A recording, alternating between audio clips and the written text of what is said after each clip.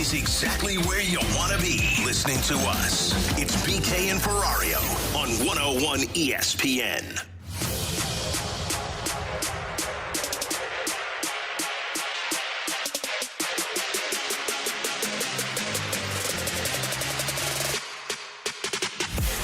With the fifth pick of the 2025 MLB Draft, the St. Louis Cardinals select Liam Doyle.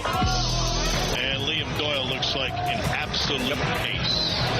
There's a whole lot of swing and miss on that fastball, especially against right-handed hitters. You can see that whiff rate on the four-seamer, highest in Division I baseball. He'll show you some 97s and 98s. No, it's the highest swing and miss percentage of the four-seamer. So keep it all Division I baseball. I mean, they swing and miss almost half the time. That's what it sounded like on MLB Network Radio as the Cardinals selected Liam Doyle with the number 5 overall selection alongside Tanner Hendrickson and Bradford Bruns. I'm Brandon Kiley. Alex out today. He'll be back in with us tomorrow. T-Bone in today. He'll be out tomorrow. So we're kind of doing a musical chairs thing here on BK and Ferrario. We'll figure this thing out as we go along. Cardinals select 5th overall, something they hope to never have to do again. First time they've done so in more than 25 years, and they select a left-handed fire-breathing dragon. I'm going to read you a couple of the scouting reports, T-Bone, on what the Cardinals have acquired in the lefty Liam Doyle. By the way, we'll talk to his baseball coach from Tennessee, Tony Vitello, coming up at 1 o'clock today on BK and Ferrario. This comes from The Athletic, Keith Law. The only knocks on Doyle seem to be the lack of a track record prior to this past season and the fact that the delivery is a bit unorthodox. However, I believe he could be a number 2 starter. I would not hesitate to start him at least AA. That is one prospect review via The Athletic. Here comes another. This is from Fangraphs. Quote, Liam Doyle is a freak. High-impact starter, much closer to being ready than he was in February. Extrapolate on that if you want. He should go in the top 2 selections in this year's draft. And then here comes a third one. This is via ESPN.com. Major League Baseball player comparison for Liam Doyle. Spencer Strider, if he was left-handed, but had real questions about his command and delivery. Ooh. This is not your typical Cardinal selection. And my favorite thing about this pick, T-Bone, I thought, and we talked about this a bit last week, I thought the Cardinals were going to have to choose between high floor, low ceiling, basically your Dylan Carlson type of a selection, where pretty sure he's going to be a Major League Baseball starter. Not sure if he's going to have that high-level impact. Or high risk, high reward. Talking about your Jordan Walker, right? No clue if it'll ever work out at the big league level, but man, if it does, look at the tools that are available to us. I thought they were going to have to make that kind of a choice. Instead, they got the best of both worlds. It sure seems like all of the prospect analysts out there believe Liam Doyle will at some point, sooner rather than later, be a major league pitcher. I say pitcher because some believe maybe that's a reliever, like a high-impact closer. Many, though, believe this guy has the chance to be a 1 or a 2 at the big league level. The velocity plays. He needs to work on his secondaries, but hopefully those can get worked out. He's got a splitter. That's something the Cardinals do not have basically in their entire organization. Nice pitch to add to the organization. And just the swing and miss stuff is something they have been desperately, desperately lacking. So, as you saw the selection yesterday, T-Bone, Cardinals get a new pitcher, left-handed, throws 98. What was your immediate reaction to it? Well, my first reaction was, holy cow, they got what they have been missing in the system, which is a fire-breathing dragon, as you said, as a guy that is not just going to take time to get through as well, but should be here rather quickly, right? Like, I think we're talking about probably 2 years before you can potentially maybe see him as a guy that's going to be able to impact the major league roster. I was really happy with what they were able to get with this. The board worked out perfectly for them in this scenario because I didn't think there's any chance they were getting him at number 5, right? Everything that you read seemed to be like, hey, like you want picks 1 through 4. And then when you get to 5, it's like, okay, well, now you just kind of take your shot. And everything worked out for him. So I'm really excited about this pick because you mentioned that fastball, 40% whiff rate on a fastball, which is insane. And then you add in a splitter. He's got a couple of other stuff that maybe you hope they can fine-tune. But yeah, as Keith Law said, starting at AA, that shows you this guy should be here rather quickly. And you look at it, I mean, like guys that have been drafted in the top 5 recently. Paul Skeens has been a guy that's been able to work his way through the system rather quickly. Got there within a year to impact the Pittsburgh Pirates. You look at I'm drawing Chase Burns, I think his name, in Cincinnati. Took him less than a year to get there. Like, this guy can be at the big league level, hopefully really quickly, and impacting the major league roster, unlike your typical, like, middle, late first-round picks who typically take, like, 3 to 4 years to get there. Yeah, the high strikeout rate, as we have stated so far on the show. The fact of the matter is that the Cardinals themselves have not been able to actually go into this particular territory since all the way back in 1990 as far as selecting a left-hander. You guys remember Donovan Osborne? It's exciting because this is a totally different brand of pitcher, though, and the transformation, the glow-up that we saw essentially in the course of one offseason, it's really, really enticing. And going from Doyle to basically down the line, we'll talk more about the additional picks as we move along. But if you're talking about Franklin, you're talking about the OU product who was just selected minutes ago by this organization, you're doing exactly what so many people, so many fans want to see, what you've been craving from that pitching standpoint. We got this from the 563. Guys, I'm incredibly excited for the Cardinals to take Doyle. I'm also terrified that they're going to find a way to fail and not get the most out of him in the future. Fair criticism. The Cardinals have not had a great track record on pitching for 7-8 years now. So it is totally reasonable to be nervous about whether or not the Cardinals are going to get the most out of him. However, they have transformed their minor league development system over the past year, and they seem set up better now. We'll see. This will be a real test case for them. They seem better set up to develop a pitcher like Liam Doyle today than they were 3, 4, 5 years ago. It's also worth noting they just haven't taken pitchers like this in previous seasons. This has been our critique about the Cardinals, is they go out there and it's always the same thing, right? You know exactly who they're going to take. They're going to take a starter that's a little bit smaller in stature, low arm slot, gets ground balls, throws 92 to 95, sits more in like the 93-ish range, and he is easily projectable to be a mid to back end of the rotation starter. The Michael McGreevy's of the world. Michael McGreevy, Dakota Hudson, Luke Weavers. Like, these are the types of pitchers that the Cardinals crave. And for the first time in a really long time, they've gone against the grain in that regard. And they're finally betting on high upside talent that has a chance to be for them what they are unwilling to spend to acquire via free agency. So I want to hear from a couple of different people. First, let's hear from the Cardinals director of scouting. This is Flores. So this is Randy Flores yesterday talking about Liam Doyle and what he is going to add to the Cardinals. You also know that there's a range of outcomes of any player, and his range of outcomes includes an extremely high floor, in our opinion, but the ceiling is really through the roof. I'm not sure if you guys have seen or heard the news, but he pitched a chunk of the season with a blister, and not just a blister like your high heels, hurt the back of your thing, or your heels or your dress shoes hurt you, but like a finger like deteriorating blister. All right, and he never missed a start. And there's pictures of him with his finger all bloodied up and never missed a start, throwing that hard, and was able to do what he did late in the season.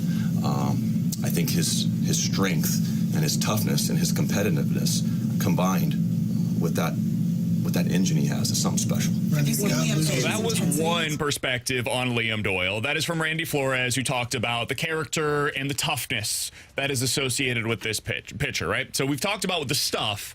Now you get the toughness side of things. And now I like hearing about a moment when the player is challenged.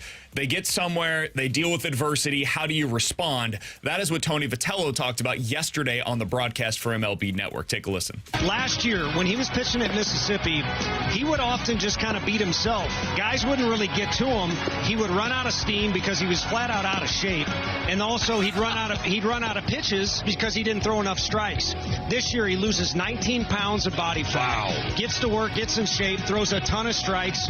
Two of the things that showed up this year, oftentimes other teams had his grips, just like in pro ball. Guys will look for that stuff. Eventually, hitters are just going to have to flat out beat Liam Doyle, and that is not going to be very easy to do because he's got phenomenal stuff and is an unreal competitor. Okay, so you've got a competitor. You've got a guy that has toughness. He worked through some of the injury, hurt, whatever, the blisters that he was dealing with this year. And now you also have a guy that has incredible stuff. 95 innings, 164 strikeouts this past season for Tennessee. This is the profile that I'm betting on, T-Bone. Yeah. Like, I don't know what more you could have asked for if you're a Cardinals fan right now. Some wanted the position player, right? Hey, aim for upside with a young prep position player. Let's see what they can get out of that. Cool. They were lacking this. This is what they desperately needed. They found it at number 5 overall. It's a home run. It's an A-plus pick for me. I don't know how it's going to work. I have no idea how anybody could suggest that they do. Picks bust as often as they work out. But if we're just going by the prospect pedigree, where he was anticipated going, his profile overall, what he is as a pitcher, and now you're hearing some about the person as well, the makeup, the character of him. I don't think you could have asked for anything more for the Cardinals with their number 5 overall selection this year. Yeah, I'm with you. I like the fact that they're willing to try and take some swings. And, like, I don't even know what his floor is. I mean, you heard Randy Flores say, like, they believe he even has a high floor in this case.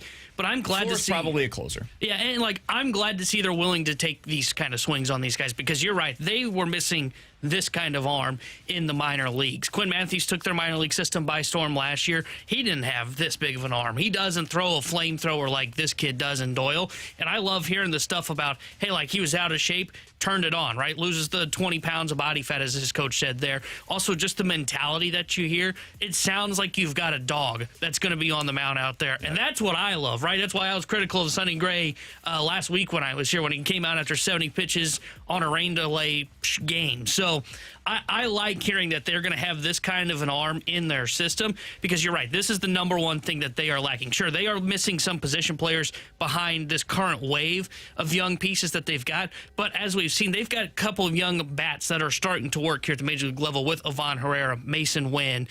They've got Victor Scott, who looks like he's going to be a serviceable big leaguer. They've got time to try and find bats. What they are seriously lacking in their system is guys that can bring swing and miss and that are going to be fast-tracked to the big leagues as starting pitchers. 314-399-9646 is the Air Comfort Service text line. YouTube chat is available for you at youtube.com/101ESPNSTL. We did get a couple of texts that are basically saying, BK, understand what you're saying about Doyle, love the pick, but you can't compare him to some of the previous pitchers that the Cardinals have selected because typically they don't pick in the top 5, and this is the guy that you could only get in the top 5. Maybe you can bet on guys, though, that have the higher upside, and the Cardinals do not do that very often. There are other teams that take the profile that Liam Doyle is. Like 80% of Liam Doyle, you can find that in the late teens, early 20s, that kind of a range. They are less likely to work out because you can't find Liam Doyle in the late teens, early 20s, right? But the Cardinals have typically shied away from this kind of a profile. I commend them for not doing so this time around. With T-Bone and Bradford, I'm BK. Coming up in 15 minutes or so, there's been a lot of criticism of The Miz making it to his first All-Star game, just 5 starts into his major league career. We'll give you our thoughts on that coming up here in about 15 minutes or so. But Katie Wu joins us next here on BK and Ferrario. We want to hear from you. Use the Scott Lee Mic Drop feature on the 101 mobile app. Give us your opinion on anything St. Louis sports with a mic drop. Brought to you by the Scott Lee Heating Company.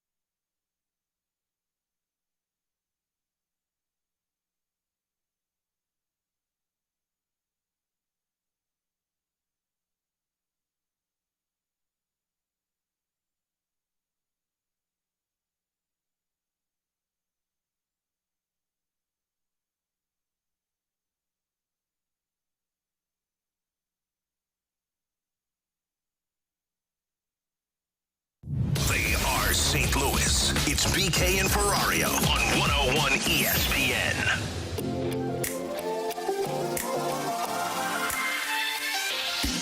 Alongside Tanner Hendrickson and Bradford Bruns, I'm Brandon Kiley. Happy to go out to the Callier and Thompson hotline to be joined by the Cardinals insider for the Athletic. She had a long day yesterday out of the ballpark as we went through multiple rain delays. Well, I shouldn't say we. She went through multiple rain delays. I thought somebody left. I went through the first and said, I can't do this anymore. I'm not waiting another 2 hours to watch this game come to its conclusion. Katie did wait, though, and she was there as the Cardinals made their first-round selections as well. So we're excited to talk to her about all of that here on BK and Ferrario. Katie, congratulations. You made it to the end of the first half of the season. How you doing today? BK, I think you saw me at what can only be classified as an all-time low yesterday. And I just want to say, for those of you in the press box, that was not a reflection of who I truly am. But 5 hours of a rain delay and the draft and just the general clawing to the finish line of the first half. Not my best self, but there's always, we'll make up for it in the second half, I think. I think you did great, all things considered. All right, let's start out with the game, and we'll get to the draft here in just a moment. We just gave our thoughts on that. Want to get yours as well. Katie, Cardinals season, the first half at least, came to a conclusion yesterday.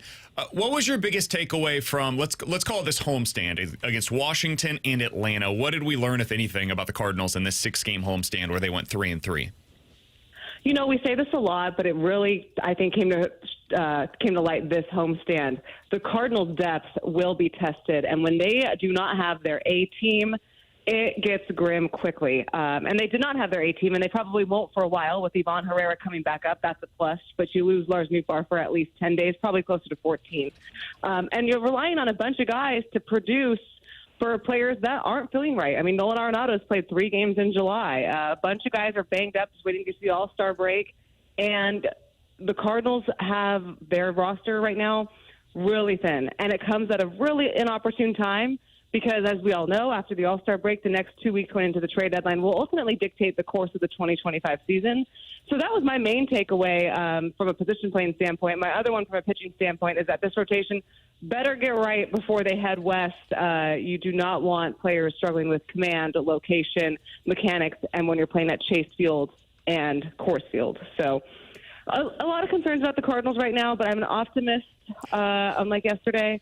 And I believe that the All-Star break will give everyone some much-needed time to reset, and then we can hopefully have a better second half of July than we did the first. Katie, I wanted to ask you about that rotation because, it looks like they've been scraping by with where they've been at recently. 3 starters have had their struggles this season. Is that something they're going to be willing to upgrade when we get to the trade deadline this year? I think internally, and by upgrade, I mean you're probably looking at Michael McGreevy joining this rotation full-time. John Mozeliak said as much in Chicago in the earlier part of the month. He said worst-case scenario for McGreevy is he's in our rotation full-time by August.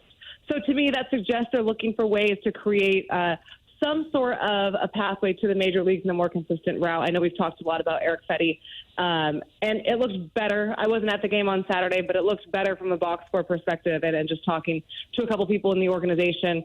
So we'll see if they can maybe look to increase his trade value over the next 2 weeks. The thing about, and I know what we're thinking, right? Like, he has not had a good July. There's been a lot of concerns. But one thing that we will say about the starting pitching market is that all teams care about is your health. And there will be plenty of teams that can identify a pitcher who isn't pitching well necessarily and say, we think we can fix that. And the Cardinals have done that themselves, right? They've done that in 21, they've done that in 22. So I do think that he still has trade value there. But in terms of going out and adding externally, I don't see that happening. I see the only way the Cardinals improve their rotation is by bringing McGreevy in and giving him a shot at his own runway. Katie, tell me if this is fair, but in talking to people around the Cardinals over the past few days, my understanding is this was less about them increasing trade value for Fetty and more about them not just removing trade value from Fetty, because they felt like if they didn't start him over the weekend, other teams would maybe get a little spooked by that. Like, what are you hiding, basically? And by him going out there, yeah, it wasn't great, but at least teams know, all right, he's healthy, he's good to go, and then we can make our evaluations on what kind of a player we're potentially acquiring here. Is that your read as well? Yeah, that's exactly it. That's spot on, because you are right. If at this point, this close to the trade deadline, and we know just how the rising increase of starting pitching injuries if an organization goes out and sees that a pitcher doesn't make a scheduled start, red flags everywhere. They're thinking, is he hurt? Is he hiding something? Is the organization or the Cardinals trying to, like, pass him along and just hope that he's healthy? But if he's taking his start every fifth day, other organizations know, okay, he is healthy. There isn't a medical issue to worry about. Now we can analyze the own performance and see what matches up in our departments that maybe we can fix him or maybe he'll be a better adjustment on our side of the club. So teams don't know that unless he's taking the start every fifth day. And this is where it gets a little dicey because we are focusing on the short-term view for the Cardinals right now because they're in contention and they could sneak into a wild card spot, and that's exciting, right? But the long-term view should remain the perspective, and it should mean the focus. The last thing this organization should do is go all in and, jump the gun on a short-term return. And all of a sudden, come October, we're having the same conversations that we were last October, right? That doesn't make any sense. So is it frustrating because you believe that you have a better, more productive option in Michael McGreevy right now in the minors? Yes, but from the long-term perspective, you need to see what Eric Fetty has in terms of value so you can continue building towards 2026 and beyond. It's probably also worth noting that Michael McGreevy didn't have a great start again either. So in his past 2 starts down in the minors, he has mirrored what we have seen from Eric Fetty in the majors. It is what it is. All right, Katie, let's get to the draft side of things because I do want to ask you, let's start out with Liam Doyle, the first-round selection, number 5 overall. We talked about this in our open, and I wanted to get your thoughts on it. It's basically everything the Cardinals have been lacking.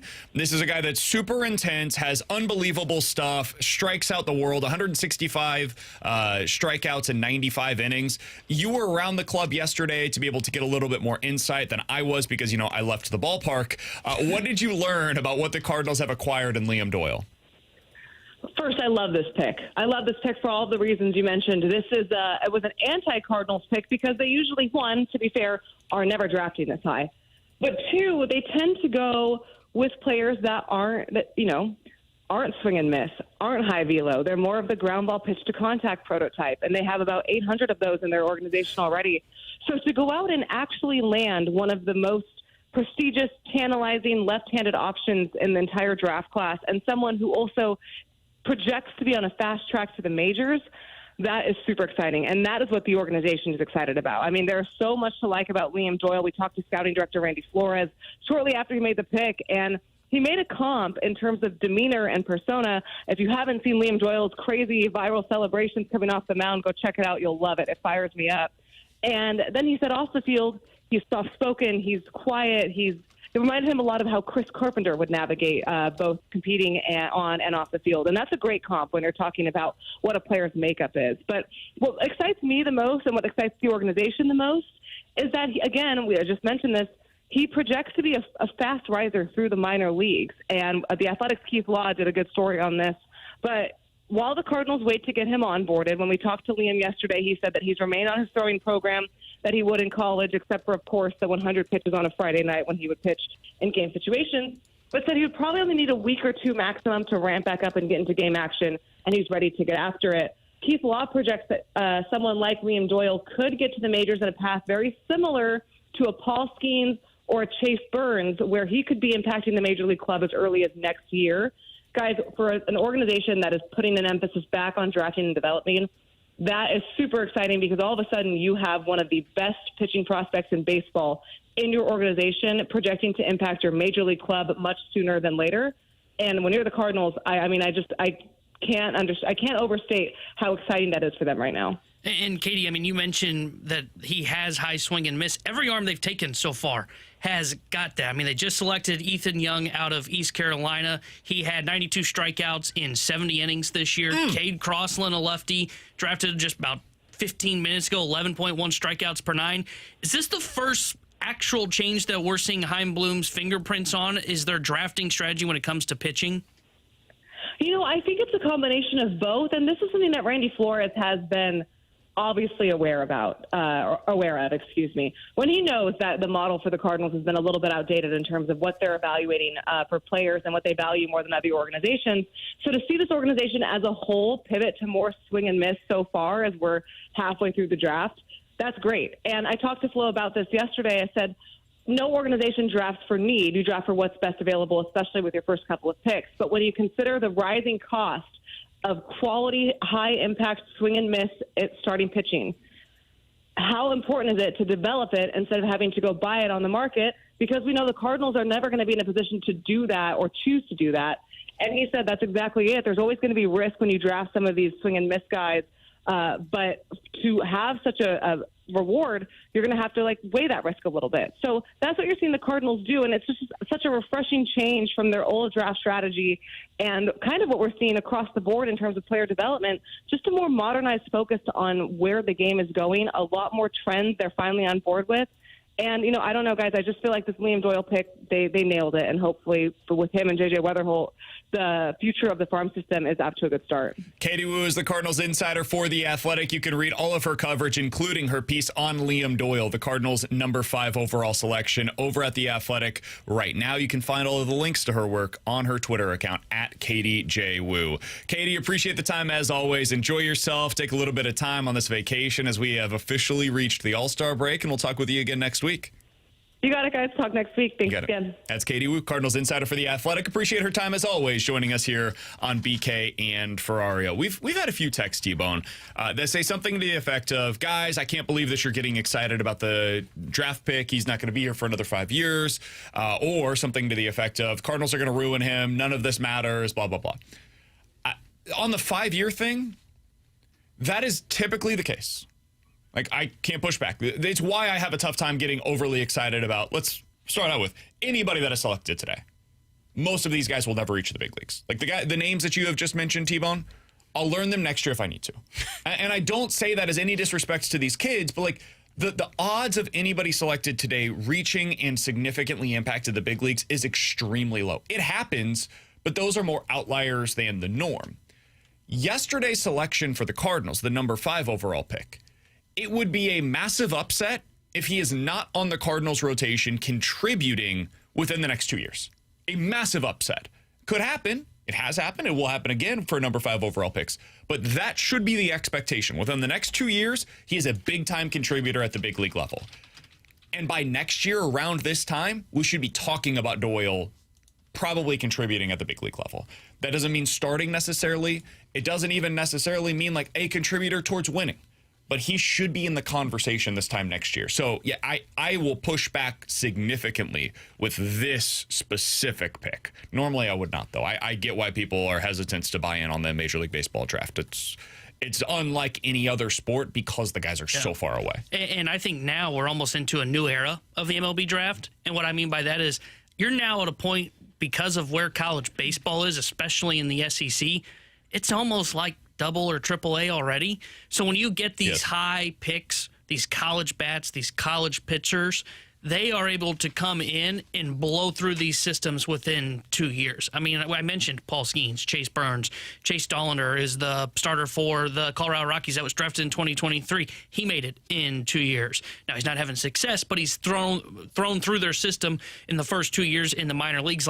This is now the new norm, is when you draft with a top 5, maybe top 7 pick, if you draft a college batter pitcher, he is going to be ready for the big leagues within 2 to 3 years. He's Tanner Hendrickson. That's Bradford Browns. I'm Brandon Kiley. In 15 minutes, we'll get into questions and answers. 314-399-9646 is the Air Comfort Service text line to get your questions in. But next, the big controversy in Major League Baseball right now is Mizorowski making it to the All-Star game.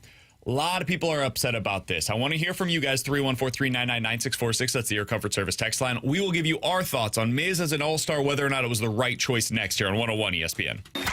101 ESPN has your chance to meet Adam Wainwright at this year's Big League Bash at the Factory July 27th. Our winner will receive 2 tickets to the Big League Bash, featuring Adam Wainwright in concert, along with appearances from Cardinals players and Fred Bird, a silent auction, and more. All to support Big League Impact. Plus, our winner and guest will receive 2 passes to meet Waino prior to the show. Tickets to the Big League Bash, supported by Community America Credit Union, are on sale now. Find all the details and that chance to win free Big League Bash tickets and meet and greet passes to meet Adam Wainwright right now at 101ESPN.com and on your 101 mobile app.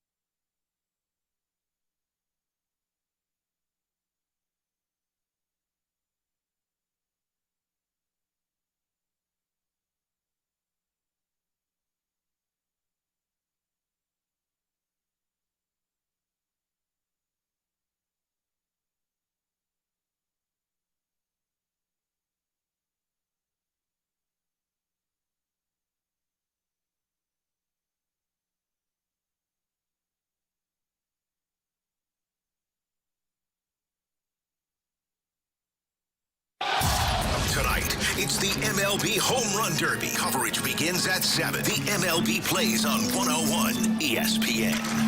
101 ESPN Sports Center.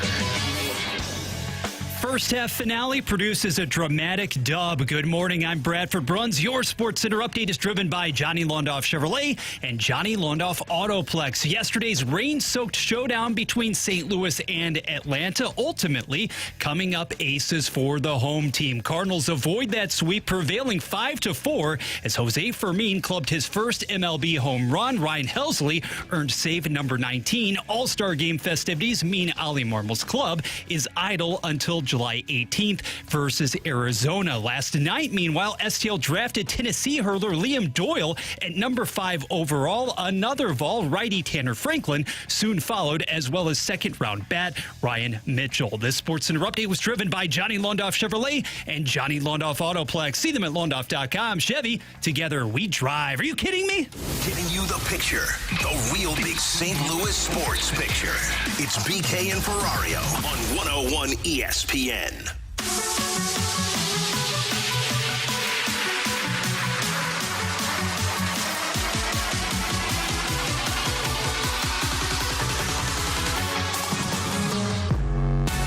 Tanner and Bradford on BK. It's BK and Ferrario here on 101 ESPN. So T-Bone, the controversy over the weekend, I think was a little contrived, but people are apparently very upset about this. Jacob Misiorowski has been one of the biggest sensations in Major League Baseball. He made his debut against the Cardinals. He was quite good in that debut, and since then he's been pretty fantastic overall. He's striking out the world. He's like 6'7", has a 100-mile-an-hour fastball. Everything that he throws is like, what is? It looks like an alien that is on the pitcher's mound right now, and he's fun as hell to watch, frankly.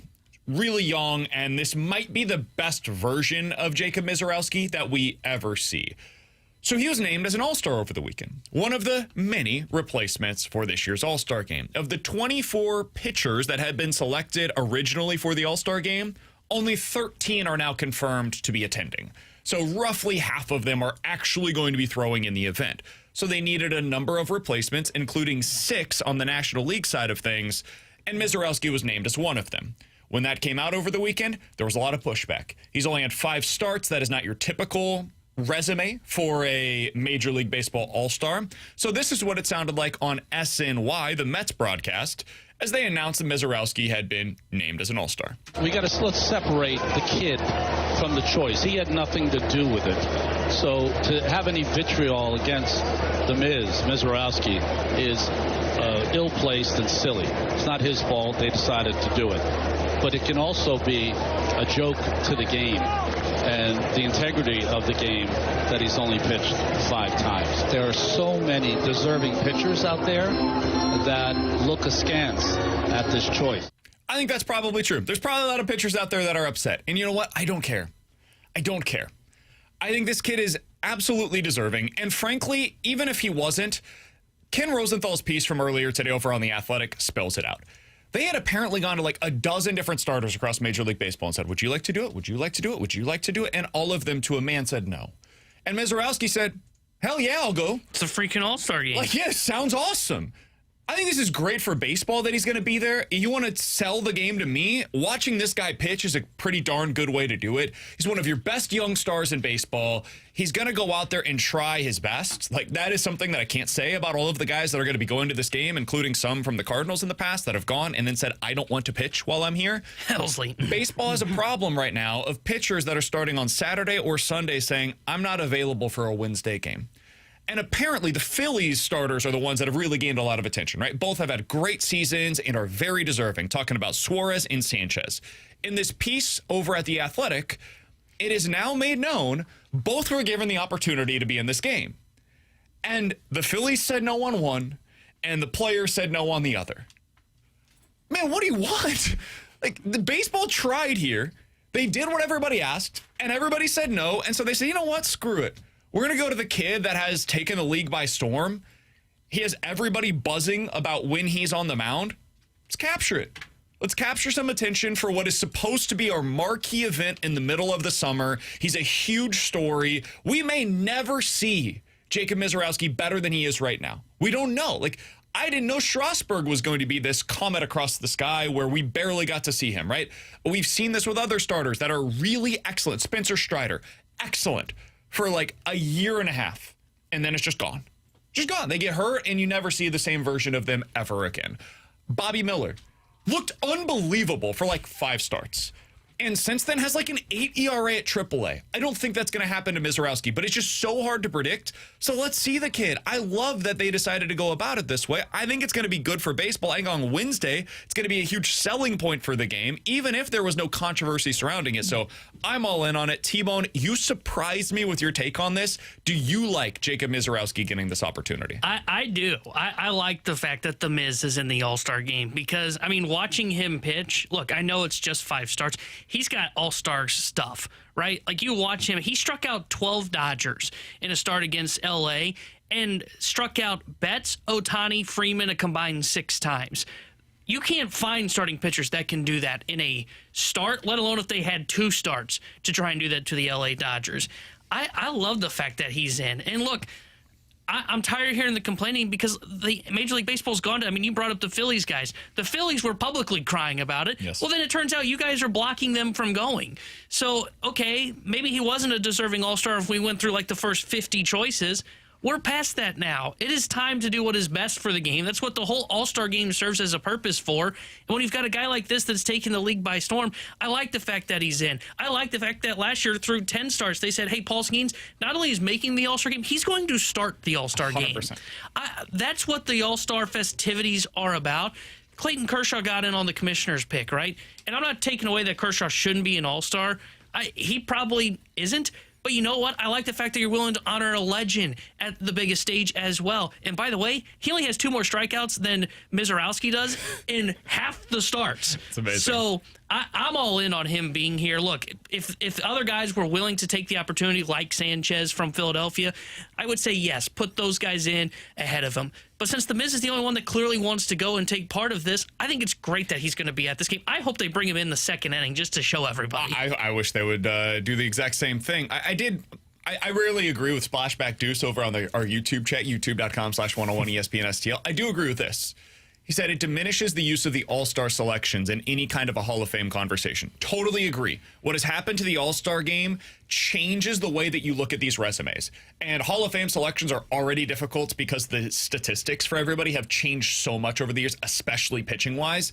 And sometimes you could go to, all right, 10-time All-Star, 2-time Cy Young Award winner, like these things that are very important on your resume. And now if you go to it, like it's almost like, hey, Pro Bowler Mac Jones. What?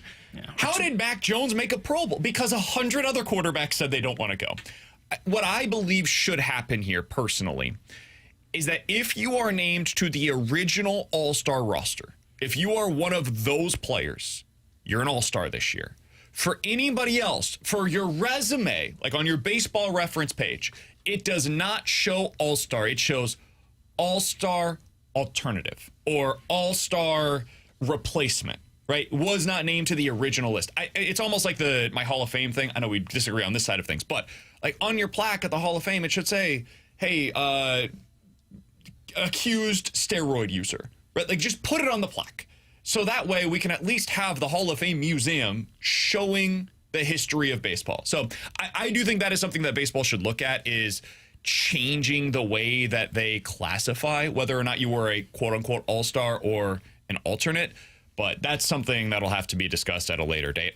Regardless, whether they do that or not, I do think that Mizorowski was a smart choice for this game. Yeah, and frankly, that sort of logic, Beaky, I think it's pretty easy to be able to affix that sort of an asterisk as far as your reference page is concerned. But getting back to the Miz and his legitimacy as an all-star in this instance, you can quibble all you want. And I think right now we're reaching that point at which people, players for that matter, are basically belaboring this to kind of suit different narratives, because this is so much right now, guys. The gist of it is that we are talking about a purely entertainment-driven product at that. From 2003 to 2017, we remember that we want to forget that era, right? When it counted, when you determined home field advantage. Okay, right you want to hear an unpopular opinion? Hey, I kind of like that, but okay, I'll digress. Right now, the body of work in a single season, the statistics, all of that surface level stuff, it doesn't matter. You don't even have deserving individuals accepting these invites. So for a week period that has quite frankly lost quite a bit of the pizzazz, it's lost the cachet.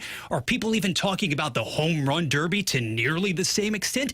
Absolutely not. All of a sudden, Jacob Misiorowski has not only become one of your marquee attractions in all of Major League Baseball over the past few weeks, he's going to be a headliner tomorrow night, and that's what you need when you're trying desperately to attract those regular common eyeballs to the TV sets. I think it's great.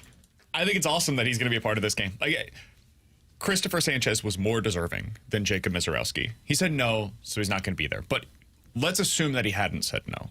Like, this was kind of the conversation on the internet over the weekend is, guys, Sanchez should have been in. Suarez should have been in. They were snubbed by this. Should they have been in? Sure. If they had such an outstanding, pristine resume this season, they probably would have been one of the first 5 replacements or one of the first 13 pitchers or whatever it is that's named to the All-Star game. This wasn't such a can't-miss resume that we just had to have him in the All-Star game. So I'm not overly worried about that, and I think it's awesome that Jacob Misiorowski is going to be one of the pitchers that throws in this year's All-Star game. It'll get me to watch. I'll be locked in whenever he takes the mound going up against the best that the game has to offer. That's what this game's supposed to be, right? Remember the World Baseball Classic? How great it was to see Shohei Ohtani versus Mike Trout final at bat. That is what these kind of events can offer that very few other sports have. It was what we saw with hockey, where like the best that the U.S. had to offer went up against the best that Canada had to offer, and it made for such a compelling television event. That is what the All-Star game used to be. It's what it could eventually become again. But when you don't include guys like Jacob Misiorowski, I think you're missing on some of the young talent that could otherwise be put onto a national spotlight event. So I think it's really cool that he's going to be a part of this. All right, 314-399-9646 is the Air Comfort Service text line. Questions and answers coming up next here on 101 ESPN. Give us your opinion on the Air Comfort Service heating, cooling, and insulation text line at 314-399-9646 on 101 ESPN.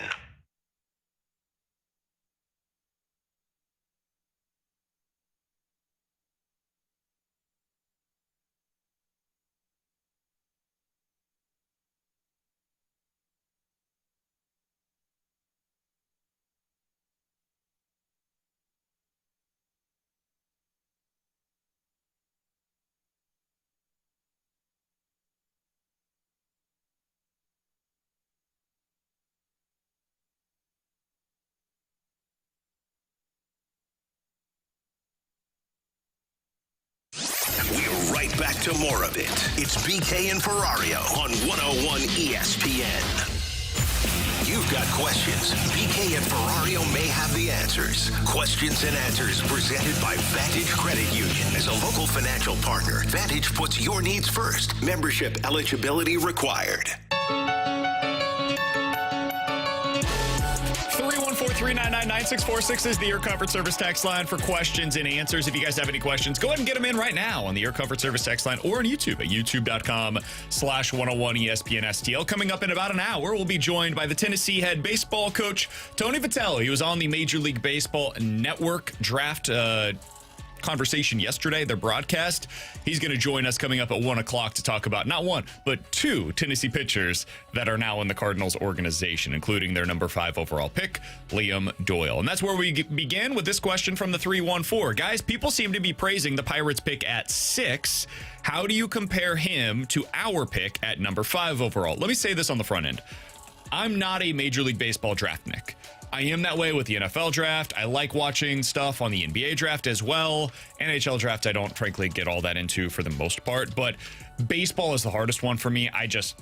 Man, it's so hard to project some of these guys. So most of what I'm about to relay is from what I have read via scouting reports. So take that for whatever it's worth.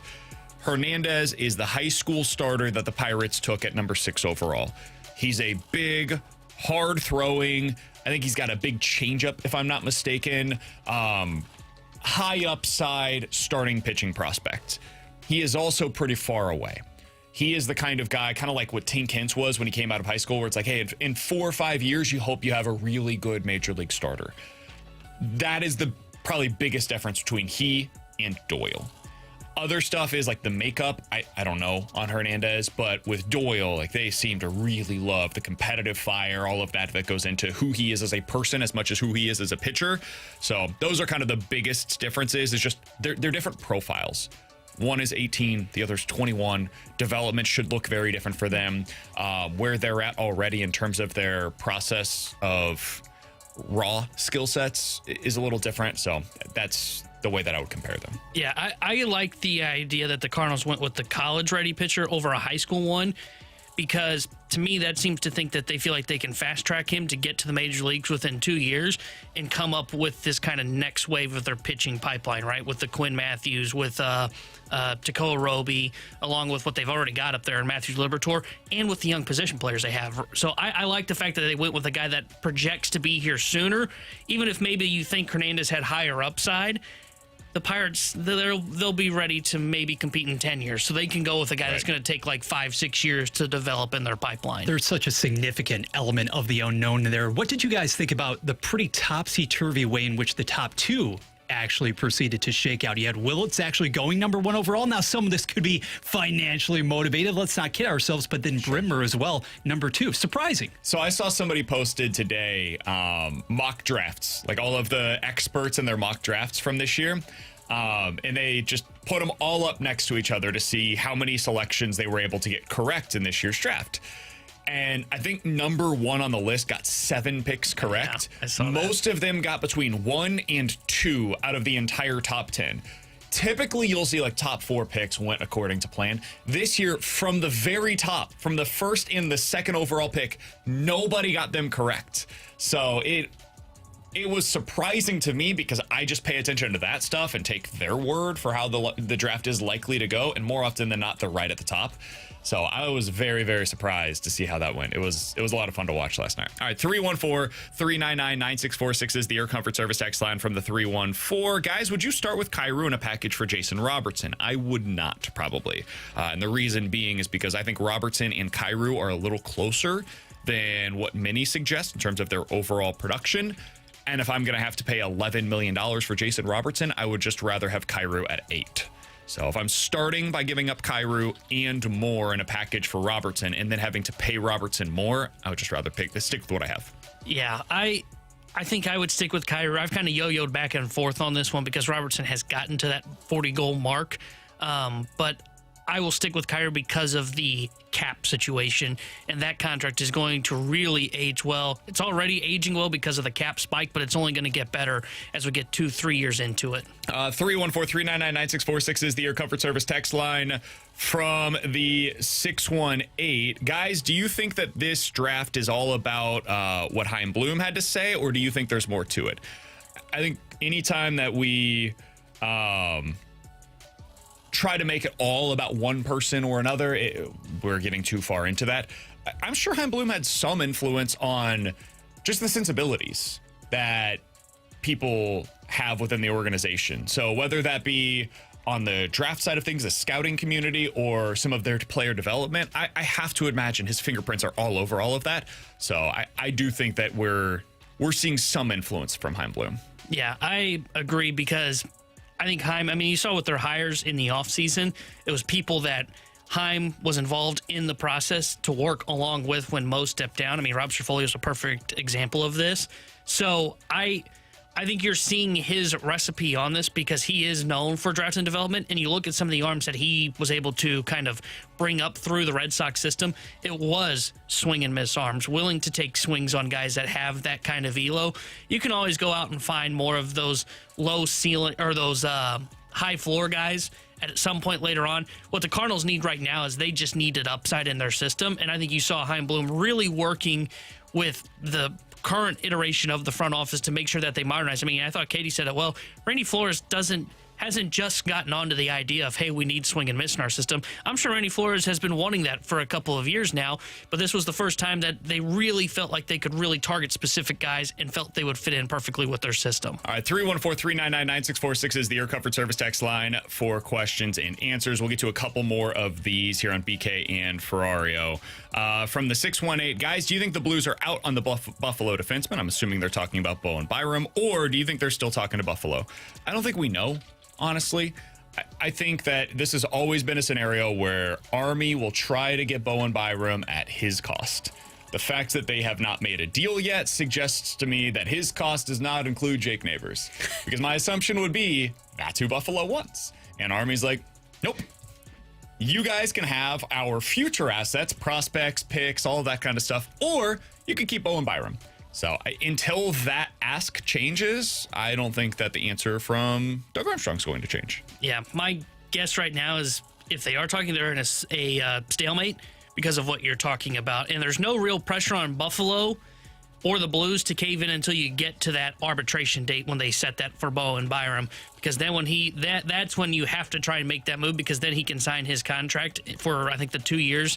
And then you don't have the opportunity to lock him up to an 8-year deal. So until we get closer to that deadline, right now things probably are at a stalemate. All right, 314-399-9646 is the Air Comfort Service text line. You can check us out as usual on YouTube as well at youtube.com/101ESPN STL. Coming up in about 15 minutes, we'll play a game of in or out. You guys give us a scenario. We'll tell you if we are in or out here on BK and Ferrario. But next, how did the Cardinals' first half of the season compare to what our expectations were coming in? We'll talk about that here on BK and Ferrario.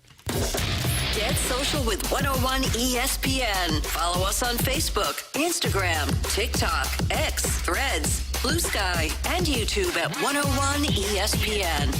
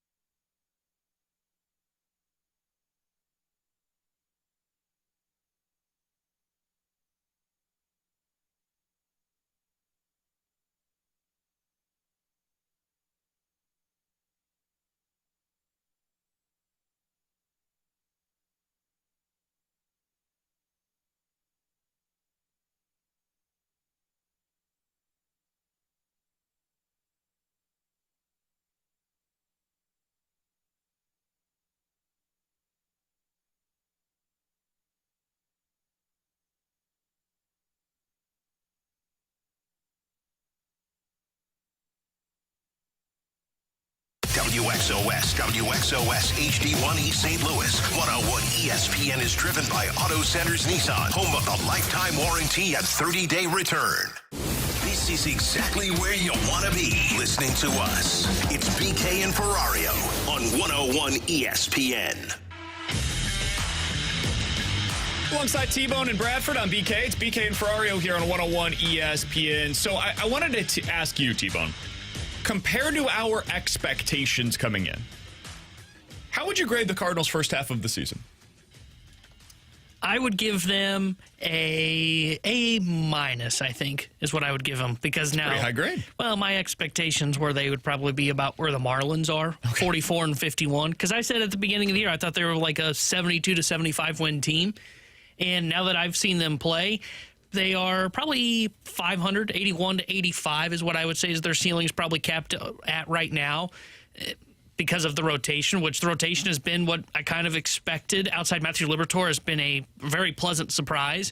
And I think that's why I would give them such a high grade is it's not just that they are winning at 5 games above 500 and a game and a half out of the playoff picture right now when you look at the wild card standings, but they are getting some really positive answers on young players and some negative ones, but that's what they needed to get this season.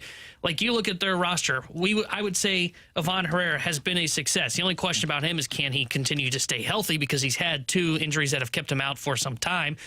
But he looks like a guy that's going to be a middle-of-the-order bat for you. You look at Mason Wynn. Didn't fall off of a cliff like I thought could potentially happen. We've talked about the sophomore slump with some of the Cardinals prospects in years past. Mason Wynn is 5% below league average and still playing Gold Glove level defense for the Cardinals. Alec Burleson has become an everyday bat for St. Louis. You got Palante, who has been an up and down starter, but you've gotten some pretty good answers on him. You've gotten some good answers on relief arms, and then you've gotten the bad answers of like, hey, maybe Jordan Walker just can't play, right? Like, Jordan Walker looks like a guy that may not be a major leaguer, but at least you found out. Nootbaar, this is what it looks like they thought maybe there's a higher ceiling if he stays healthy. It looks like he's going to be about what we've seen in years past, which isn't necessarily a bad thing. That's a good major leaguer, but that's why I would give the season an A, because my expectations were they were going to be a bad team and they weren't going to get a lot of positive answers on guys because I just didn't know what to expect from some of them. Everything has kind of surprised me as it's gone along this season. I would go a little lower, and it's probably because of what you said, which is relative to expectations. I would say my expectations for this team were higher than your expectations coming in. I thought they would be a 82 to 84 win team, with the chance to be a little better depending on what happened with their young guys and whether or not guys like Fetty and Michael is stabilized. Now, that part has certainly not happened. But the young guys have been a little better, I would say, overall than maybe people expected coming into the season. I wanted to take a look, T-Bone, at where the Cardinals are at right now. They're through 97 games of the regular season compared to at that exact same point, not the All-Star break because the All-Star break's a little later than it has been in previous years, but at 97 games in, where were the Cardinals in previous seasons? So this is in the last 20 years, basically, where they're at. 2009, they ended up making it to the postseason that year. They went to the NLDS. It didn't go well for them, but they won 91 games. At this point in the season, they had 51 wins. This year, at this point in the season, guess what? Exactly 51 wins. 2011 ended pretty well for the Cardinals. You would agree? Yeah. They had 50 wins at this point in the season. 2012, Cardinals went to the NLCS, lost in Game 7 in the NLCS. They had 51 wins, the exact same as this point right now, at this point in the season. 2019, they again ended up going to the NLCS. It didn't go well for them, but they made it nonetheless.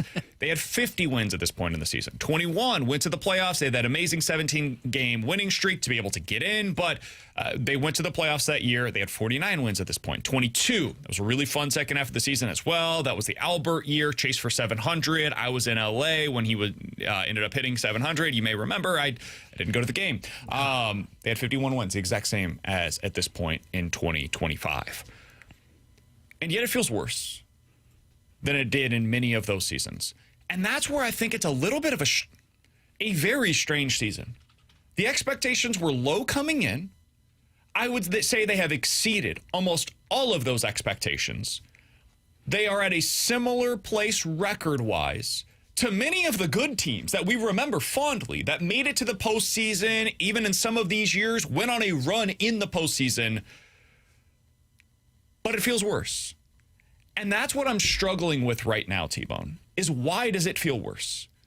Why does it feel worse right now for the Cardinals relative to previous years and for the Cardinals relative to what it did for the Blues this past season when they were at an extremely similar spot at this point in their own regular season? And we're like, yeah, it feels great, dude. Like, look at the young guys. They're all kind of taking that step forward. Even if they don't make the playoffs, it's been a successful season. Why does it feel worse, in your opinion? Well, I think it goes to the starting pitching and how fragile it feels. Because, like, I look back at, like, 2009, which you mentioned. I mean, they had Chris Carpenter, Adam Wainwright in that pitching staff and got a really good year out of Joel Pinheiro, which talk about blast from the past. But you look at the current rotation, and you've got 4 of your 5 starters have ERAs above 4, and 3 of the 5, Palante at 4.49, so I'm going to round up here. 3 of the 5 are at 4.5 or worse in terms of their ERA. And Sonny Gray is a number 1 for this team, but is not viewed as an ace across baseball like Chris Carpenter, Adam Wainwright were in their time with the Cardinals. And I think what makes it different from 2022, because 2022, I think, had some of that same conversation of, boy, this rotation feels fragile. They were going to be buyers in that year, especially with Albert making that push towards 700. We have no idea how to define what they're going to do at the deadline. Like I asked Katie earlier, hey, are they going to add to the rotation? You think? And she said, well, the upgrade's going to come internal. Mm-hmm. Okay, well, Michael McGreevy, I mean, you mentioned he's had 2 bad starts at AAA recently, had 2 bad starts his most recent stint with the Cardinals. So we're adding just we're replacing a fragile arm with a potential fragile younger arm. I think that's where it stems from, is it all goes to the rotation, and it doesn't feel like the Cardinals are going to add the piece that is necessary to help stabilize it. Because that's the one thing, if you ask me, like, how does this thing just get off the rails once we start the second half of the season? I wouldn't circle the offense. I wouldn't circle the bullpen. I would circle the starting rotation and say it finally just caves in on them and they don't get quality starts but from one guy in their rotation. We've had a few texts, and I think some of these are really interesting. 314-399-9646 is the Air Comfort Service text line. Someone on the YouTube chat, John Score, says, because the division is better. That's why it feels worse right now. So the competition has increased. So you being the same means that it feels worse relative to the competition. And I would add the National League as a whole to that. That's exactly what I was going to say. You look at the Phillies, the Mets, the Dodgers, the Padres, these teams that are out on the coasts, they have improved, and they are now flexing their spending might to the point where, like, coming into the season, they felt the way that the Cardinals did in some of those years where it felt inevitable that the Cardinals would make the playoffs. That's what these teams have become. Yeah. And now when you look at the Cardinals compared to them, it feels worse. I would also say just within your own division, some of these teams are doing what you're doing, but they're doing it a little bit better. Like the Cubs are also going... They're not the full youth movement that the Cardinals are in, I wouldn't say. But, like, Pete Crow Armstrong is better than what anything you have had to offer via your youth movement. Michael Busch has taken that next step that you were hoping like a Jordan Walker would potentially for this season. Even on the Brewers, right? You came into the season, it was like, oh, well, that team, we can at least potentially put them in the background. And now they've got Jacob Mizorowski, and somehow they're only a game back of the Cubs. It happened like that in the blink of an eye. It felt like at the beginning of the year, okay, they're done. And then they went on that run, and then they started to fade into the background again. And now they're pushing once again, 8-2 in their last 10 games. They've won 7 straight leading into the All-Star break. So I think there's definitely something to that idea that the competition has ramped up both in the division and on both of the coasts. Yeah, I would agree with that because every time we have a conversation about the Cardinals, we always go back to, yeah, but like look at even the wild card standings. And instead of your typical like 85 wins some years, if that's what you top out at, might get you in. I think the year that the Diamondbacks made it in 2023 and got to the World Series, I think they were at 83, if I remember correctly, 82 or 83. Some years 85 will get you in. Like this year, I mean, we're talking about potentially like 87, 90? Maybe even 90 is what the maximum or the lowest win total is going to be to get in. I mean, look at the 2021 Braves. They'd won 88 games, and they went to the World Series that year. And that is what we're talking about right there. And the other fact of the matter is, again, I think it hurts the Cardinals, and I get why they haven't come out and said what they're going to be yet. But I think it actually hurts them that they haven't said, hey, we're buying or hey, we're selling. Because, like, you look at all these teams in the National League wild card. Okay, well, right now we're saying 82 to 85 wins.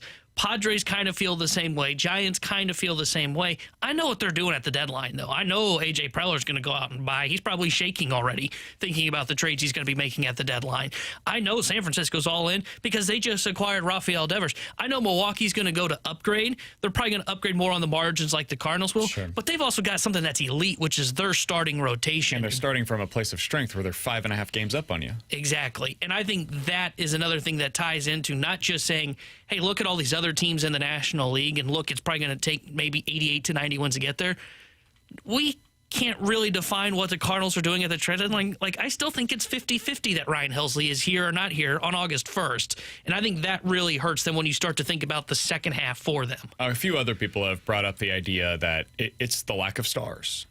Like, in these other seasons, if nothing else you could point to, well, they've got Yachty, they've got Waino. In many of these seasons that I brought up, they had Albert Pujols, right? So they had the star-level talent that, especially had come from their system, primarily, that you had seen grow into a star at the major league level. And the Cardinals are lacking that right now. And there's no way for me to push back on that. It's 100% true. They don't have a star. They've got guys that are producing like stars, but they're not legit full-fledged stars at this point in their respective careers. So I think there's something to that as well, where that feels worse. And that's where I would go back to the Blues side of things, where the Blues also don't have a star, unless you want to call Jordan Binnington that, which I could listen to the argument. He was here, and he was the driving force behind them winning their first cup in the history of the franchise. So if you want to say, hey, that's the guy that I can always point to, I've said this on the air. He gives me the belief that if they get in, anything is possible, and the Cardinals don't have that player right now. Whereas previously, like, you could point to, hey, they have Albert. He could force us through the playoffs if we're able to get in. I could see that. That maybe is the biggest difference between the two sides. The thing that the Blues have that allows them to dream on the playoffs, the goalie, they don't have in the pitching staff right now. No. And that's typically the thing that, like, if the Brewers were to get in, their offense stinks compared to most playoff contenders. But they can dream on, yeah, but go against this rotation for 3 games in a row. Let's see what you can do. Or the Phillies, right? Hey, go against this rotation. Let's see what you can do against them. The Cardinals don't have that to boast at this point. Yeah, they don't have the arms to be able to do it. I mean, like right now, Sonny Gray will give you a fighting chance. He won't be picked probably in any game 1 matchup, but he will give you a fighting chance. Then when you get to like games 2, games 3, and if you get to a best of 7 game 4, like, I mean, you would be significantly outmatched. Just look at the series that they go up in now.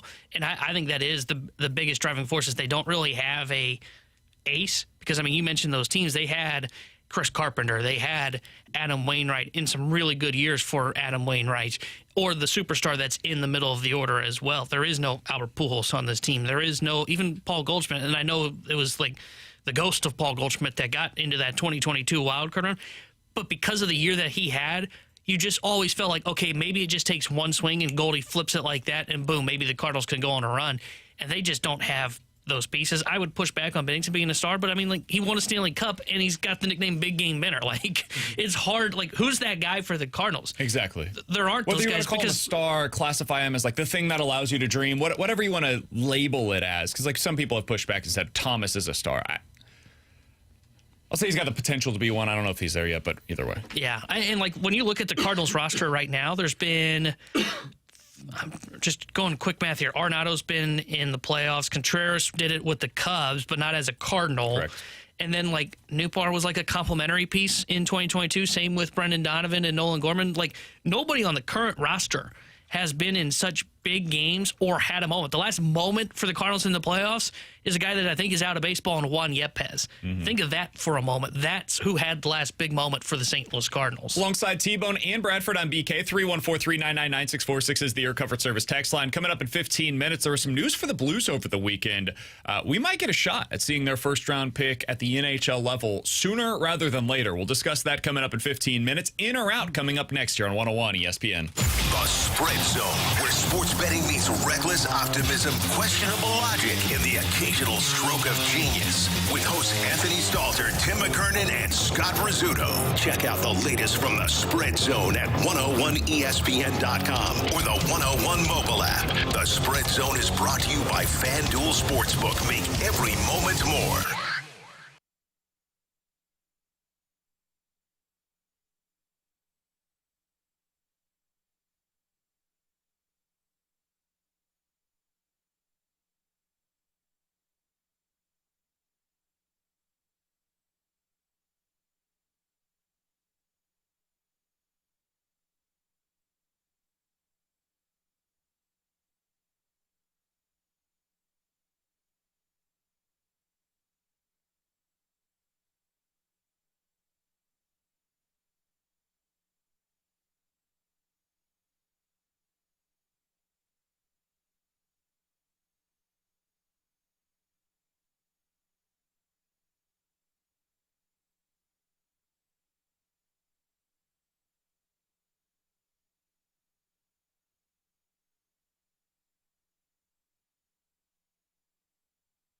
This is Jay Delsing, and my show Golf with Jay Delsing can be heard right here on 101 ESPN, Sunday mornings from 8 to 10. And it's brought to you by CGI. That's Golf with Jay Delsing, heard every Sunday morning right here on 101 ESPN.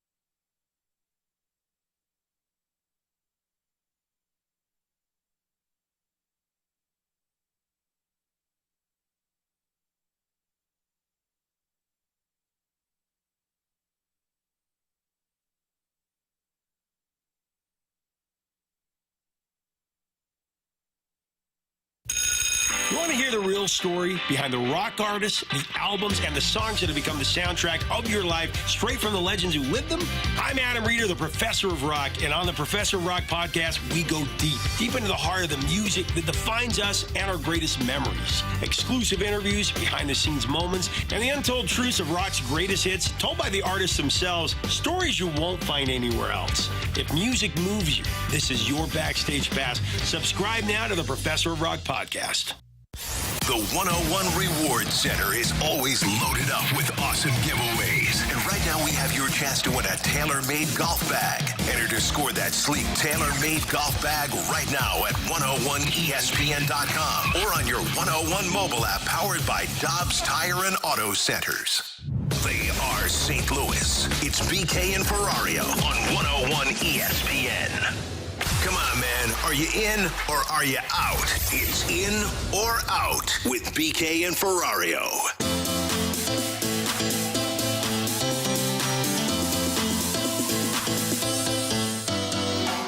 All right, T-Bone, let's go ahead and get into this. 314-399-9646 is the Air Comfort Service text line for in or out. You guys give us a scenario. We will tell you if we are in or out here in BK and Ferrario. In or out, Jordan Walker will be optioned before he reaches the big league level after this rehab assignment. We're talking about this a little bit off air, so let's go ahead and bring it on air for all of the listeners to hear. All right, well, the Cardinals do it, I will say out. I would seriously consider it. And the reason I would consider it is I just don't know how he's playing up here, right? And I think they still want him working on his swing. I mean, that's the whole point. He's down in Double-A. They're calling this a rehab. We've talked about this kind of an option. And this is working with who they believe is one of their best hitting coaches or coordinators down in the minor leagues. They've worked on some kind of new stance that they're hoping will unlock him, and he's still struggling to hit down at Double-A while he's on this rehab assignment. He's not going to get that much opportunity to play when he gets back up here because he's not playing over Alec Burleson. Now that Nootbaar might miss the first couple of games after the break, maybe you can squeeze him in. But the moment Nootbaar comes back, Nootbaar's staying out there in the outfield. And, of course, Victor Scott's locked into center field. DH can be taken by Ivan Herrera. Like, there's just not at-bats for him up here at the big league level. Is he better than Garrett Hampson? Probably. I mean, for me, it looks more comfortable to play than Jordan Walker. It's so frustrating that that's a legitimate question. I think there's a path where they send him down to AAA just so he can continue to try and develop. And I know nobody wants to hear it because this was supposed to be the youth movement year. They are getting nothing but the wrong answers. And if they're going to salvage Jordan Walker, yes, he will not learn from sliders low and away at the minor league level. But can he just get his stance in the right spot to where you feel a little bit more comfortable when he gets back here up at the big league level? How much good would that ultimately do, though, if by all accounts he is most comfortable at the moment with the staffers with whom he's working at Double-A? I just think you run the risk of really damaging that psyche permanently from this organization's standpoint if you move in that direction. The contrarian could say, all right, Nootbaar, let's say he misses a little more time than we're expecting. It immediately opens up some ABs, and then you see what you do after the course of a week or so. I just don't see what else you get out of this right now by keeping him down. What do you mean? Explain that a little bit. As far as right now at the minor league level, I understand pitch recognition and whatnot, but if you're consistently not seeing it with consistency at the major league level, what are you doing by just burying him in the minors? Does the level even matter at this point? Hoping to improve? Yeah. Like, I mean, if he's getting beat by minor league pitching, and since going out on a rehab assignment, he's batting 152. So he's getting beat by minor league pitching right now, both at the double and AAA level. He's been bad. I mean, he needs to do really well down there. I'm just saying that's success at the minor league level does not always translate to the major league level. A lack of success at the minor league level really will translates. almost certainly translate to a lack of success at the major league level. Maybe it's a bit of hyperbole, but I'm saying my interpretation is if you option him, if you bury him even further, it is basically the equivalent of saying we are stripping away that runway altogether. That's my read on it. As opposed to sitting him on the bench and having him never play at the big league level? That's my thing here is like, I agree. There's bad options. There are no good options on the table unless you want to start him every day, and that makes your club worse. Sure. Like you're a worse team right now with Jordan Walker in your lineup. That is not a good way to win more baseball games. If people are mad about Eric Fetty starting, I would imagine they will also be disappointed if Jordan Walker is starting games because he does not give you the best chance to win right now. Yeah. He doesn't. There's no scenario where you could say this is the best guy to place in our lineup today in the outfield. So I'm going to say out on this. I don't think they officially option him. I think they're just going to take as long as they possibly can with him being on this rehab assignment. I think it's like 3 weeks that you get technically before you have to make a decision. And then I think he probably comes back up, but his playing time is going to be sparse. It's really hard to find significant opportunities for him between Burleson. I think Sajisi is eventually going to start getting some playing time out in the outfield. Fermin has just flat out been more productive than him at the big league level. You're going to have some opportunities where Donnie is playing in the outfield as well, especially against right-handed pitchers. It's a tough case to make for him. All right, T-Bone, what do you got for us? Guys, in or out, we will see the St. Louis Cardinals first-round pick Liam Doyle up at the big league level before we see Quinn Matthews or Takeo Roby. Ooh. I'll say out. I think TK Roby is the first one of those three that you mentioned to make it to the big league level. I think there's a chance you see him by the end of this season as a reliever. I know people have really pushed back against this. I think it's kind of crazy. If TK Roby makes it to the big league level as a reliever, it doesn't mean he's going to be a reliever long term. Just means that he gets a taste of the big leagues as a reliever. Probably in September would be my assumption here. And then maybe he goes to the fall, the Arizona Fall League, or maybe he just says, all right, cool, great seasons. You stayed healthy for the entirety of the season. That was the goal. You were productive. Now let's see what you look like heading into spring training of next year. Fight for that spot in the rotation. But I think TK Roby has a real chance to be here sooner rather than later. I would take him as number one.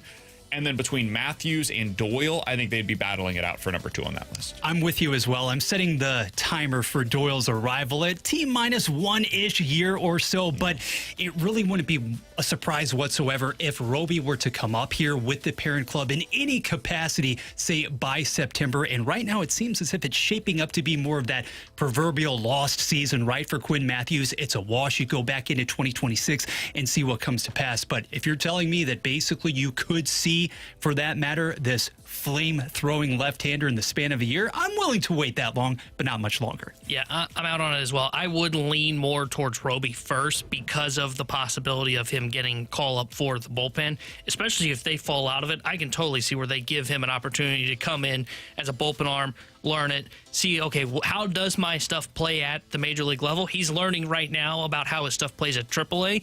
Let's find out at the big leagues again in offseason. So I would put him one. I would lean towards maybe Doyle slightly ahead of Matthews because Matthews right now has got to figure out how to throw strikes. Because, I mean, we just talked about, like, if you don't have success in the minors, what's not going to translate? Man, if you're walking guys in the minor leagues at AAA, you're really going to be walking those guys when you get to the big leagues. Right. So I would go Doyle slightly ahead of Matthews. Bradford? Guys, we dedicated our 11:30 segment to The Miz making his first MLB All-Star game. I want to broaden that picture, though, BK, as you did a little bit in the previous segment regarding the Brewers at large. Winners of 7 straight, 56-40 now overall. Just a game, single game, behind Chicago in the NL Central. So in or out, Mizorowski and company ultimately track down and surpass the Cubs for the division in the second half. The offense just isn't good enough. I don't think they have the offense to be able to do that. They are at a 700 OPS as a team in the first half of the season. They have nobody on the roster that is playing regularly that has an OPS above 800. It's just not an offense that I can believe in. So I'm saying out. I think that it is easier for the Cubs to fix some of their issues and to become the team that wins 95-plus games and wins this division than for the Brewers to do the same thing. So I'm out. Yeah, I'm out as well. I do think they will finish within like 3 to 5 games of the Cubs. I don't think they're going to go away quietly, but I think the biggest thing you said there was I think the Cubs are going to be all in and are going to upgrade their problems, which is their rotation. I don't think Milwaukee's going to make the big enough moves to upgrade their offense, and I'm with BK. I don't believe in their offense. Love the pitching, but you're going to have to score runs, and you're going to have to do that in October. And if they're not scoring now, wait till you see the best of the best on a nightly basis. Yeah, not entirely bullish on that Brewers bullpen either. The offensive results, you don't necessarily think they're sustainable. You'll make it interesting, but for an organization that just a few weeks ago basically threw out there, hey, maybe even a Freddie Peralta may be available, they've come a long way, but you're still going to fall short. All right, 314-399-9646 is the Air Comfort Service text line for in or out. You guys give us a scenario. We will tell you if we are in or out here on BK and Ferrario. Guys, in or out? If the Cardinals don't make a move for a pitcher, they should call up one of their young arms. I'll say in because I think that young arm is probably going to be Michael McGreevy. I think that's exactly what's going to happen. I thought they were referring to Roby and Matthews because I kind of forgot about it. Yeah, I'll say in. They will do it with Michael McGreevy, not Roby or Quinn Matthews. Same thing with McGreevy. Hey, you never know when it comes to Roby in September, but McGreevy's a no-brainer. In or out, guys, by the end of the season, at least one of Michaelis or Fetty will still be pitching for the Cardinals. In, I think Michaelis is going to be in your rotation all year long. Yeah, I would say in. I don't think they're going to make the necessary move with Michaelis. I think they're just going to let him eat innings and walk off into the sunset. And for sure, as we said last week, BK, on the program, it has been unfair to basically lump these two hurlers into the same category all season. Michaelis and Fetty right now, not apples to apples. 314-399-9646 is the Air Comfort Service text line. If you guys have anything for in or out, we'll tell you our side of that. Guys, in or out, Lars Nootbaar should be the Cardinals' big trade chip at this year's deadline. I think there's a real chance of that. I think there's a real... Take two. I believe that the Cardinals should dangle Lars Nootbaar in trade packages at this year's deadline. I don't know if they will actually do that, but I think it makes a ton of sense given what they have in the outfield right now. It is getting more and more crowded by the day, including Ivan Herrera, who's apparently getting some work in the outfield lately. So, yeah, if the Cardinals are going to make a move where they add to their rotation, I think Lars Nootbaar is the guy that makes a lot of sense as the headliner in that package. I will say in as well. It's either him or Gorman. I think those are the two biggest pieces that they will try and dangle out there, and it just comes down to what team values what the most. Do you value a above average defender in the outfield that gets on base and has a little bit of power? And if so, that's Lars Nootbaar. Or do you want to try for the swing for the fences guy and a guy that could play up in October and Nolan Gorman if he's hot? But I will say in. I think teams will value Nootbaar slightly more than Nolan Gorman. I think Nootbaar has a lot more value on a trade market than Gorman does. So that's why I would swing in that direction. Yeah. If teams say, hey, we value Gorman more, cool, let's go that direction. But yeah, you can have him. We don't have a spot for him here. More on the Nootbaar side of things. All right, coming up in about 15 minutes, we're going to dive into the junk drawer. But next, the Blues are going to get a real shot to see what Justin Carbonneau can bring to the table when he joins them at training camp this year. Is he really going to have a chance to be able to make this team? We'll talk about that next year on BK and Ferrario. Open up your 101 mobile app for your chance to win a pair of 4-day passes for Major League Pickleball. Sponsored by Stella Artois. July 17th through July 20th at Chaffetz Arena. 101 ESPN listeners can get a special discount on single-day and 4-day tickets by using the code WXOS. Find all the details on that special discount code and that chance to score free 4-day passes for Major League Pickleball. Sponsored by Stella Artois. Right now at 101ESPN.com. or on your 101 mobile app.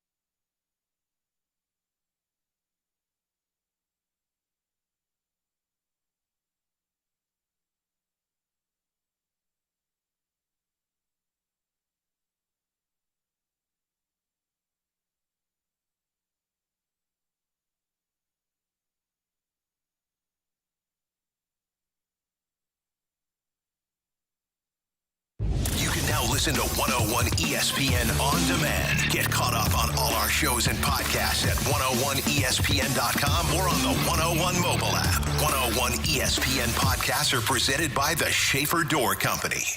101 ESPN Sports Center.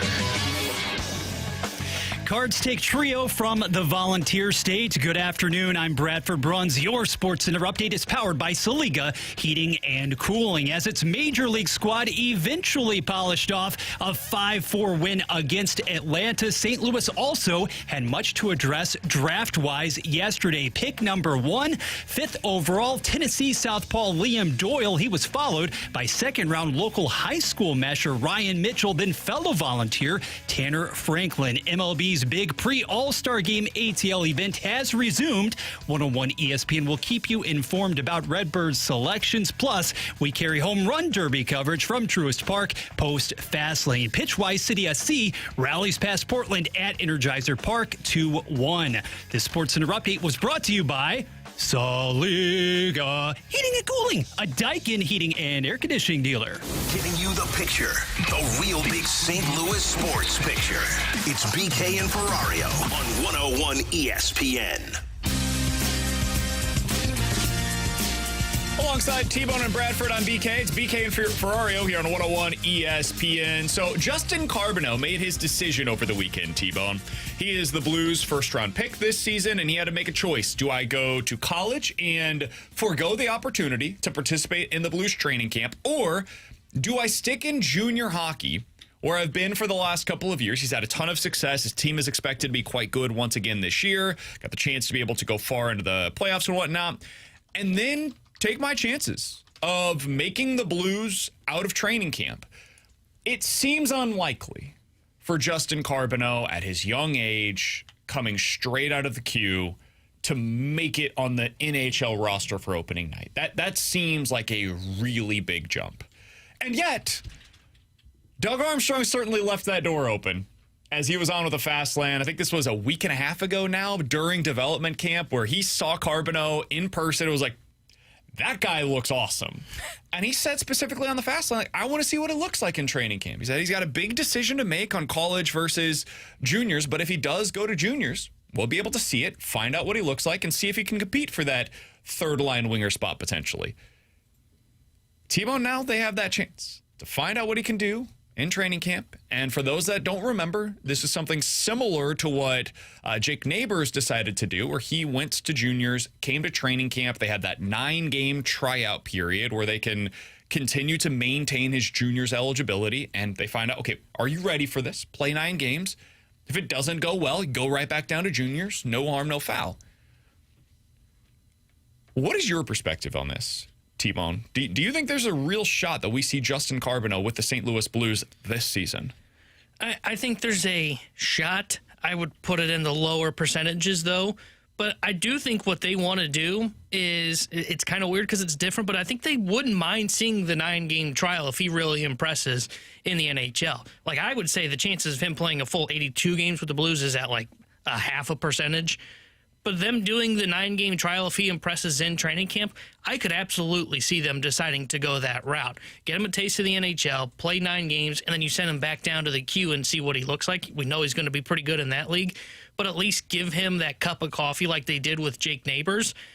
But what I'm having a tough time with is, like, okay, is he going to be able to beat out, guys like Texier, Joseph, Dalibor Dvorsky, who has the door's been opened for him as the idea of possibly playing on the wing, or even Bukestad, in that matter, if they decide that he's going to be a winger. That's where it gets complicated. But I could still see where they decide to go with the 9-game trial, say, okay, let's see what it looks like, and then go from there. You can always figure out the roster, place guys on waivers and all of that. I would say I would put it like 5-10% that they will carry him outside of training camp for that 9-game trial. I don't know, man. The way that Army was talking, like, we haven't heard Army talk about Dvorsky the way that he talks about Carbonneau. No. In terms of the readiness, right? And Carbonneau's very young. He's only 19 years old. But, dude, we saw the kid in person. He has the body type to be ready for the NHL level. Yeah. Like, he's bigger now than Jake Neighbors was when Jake Neighbors reached the NHL level in that first season when he broke camp with the club. Jake played 9 games, went back down to his juniors team, had a very good season with Edmonton. I believe his team went to the championship that year, if I'm not mistaken. And then the next year came in and played most of the season at the NHL level and was ready then. And then boom, he's an NHL player for the rest of his career. I wonder if we could see something similar for Carbonneau. Like you mentioned Matthew Joseph and Alex Texier. It's not nothing, but if you're as talented as the Blues clearly believe Carbonneau to be, he could beat those guys out. And I think the Blues would still like to develop Dalibor Dvorsky as a center if possible, right? Like in an ideal scenario, he probably doesn't break camp with this team as a winger.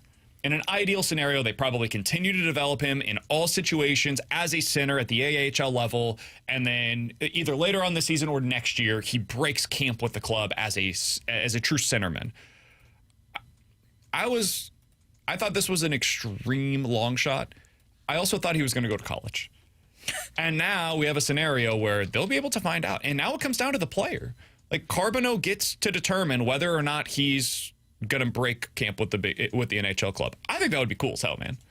I think that'd be awesome. You don't rush him. We know the Blues at this point, they've shown their hand. They will not rush Carbonneau if he's not ready. But if this kid comes into camp and he looks like he's their best option on that wing, I think there's a chance we see him. Yeah, I think there is the chance.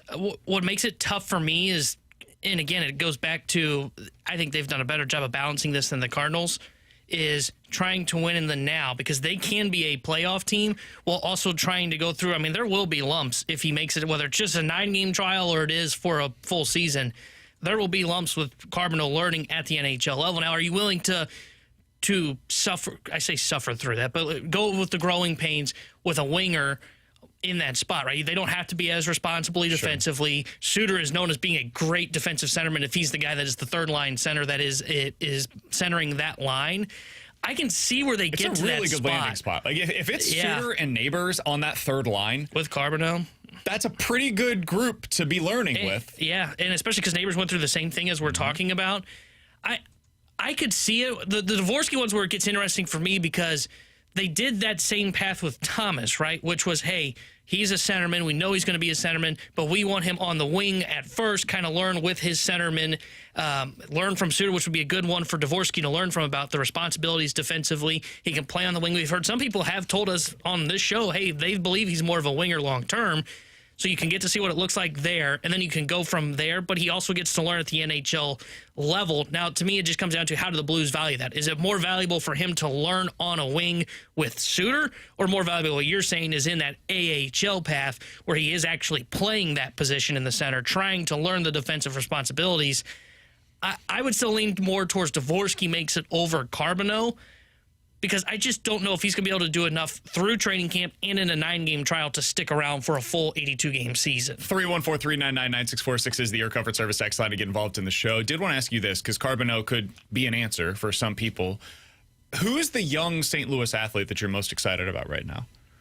Blues, Cardinals. Who is the young St. Louis athlete that you are most excited about currently? If you want to throw in a City SC player, you could go ahead and do that as well, T-Bone. Throw one into the mix. Did you have one of those in mind? Is that why you just brought that up? Okay. Throw it out there if you feel like there is a City SC player that needs to be invited into this conversation. I know they've got somebody that is playing very well in the Next Pro thing right now, but they kind of stink. So I'm going to leave them out. That skid, T-Bone, over the weekend. I'm going to go with Ivan Herrera. He would be my answer of the young player that I'm most excited about. And the reason for it is because he hits, he rakes. Exactly. Like, he has played 115 games this year and last year, and he's hitting .309 with a .381 on base and a .469 slug. That's an .850 OPS. That's 37% above league average. Like, for Carbonneau, for example, Dvorsky, to get to a level to where it's like, wow, I will be extremely excited about what that guy does when he gets to the NHL level. You almost have to be like a 30, 35 goal scorer, because 20 goal scorers kind of grow on trees. As we've talked about, it might be why they consider the Neighbors for Byram trade if they do it. Nobody hits 300 in baseball anymore. Like, Brendan Donovan's hitting like 290-something, 280-something. He's like fourth best in the National League.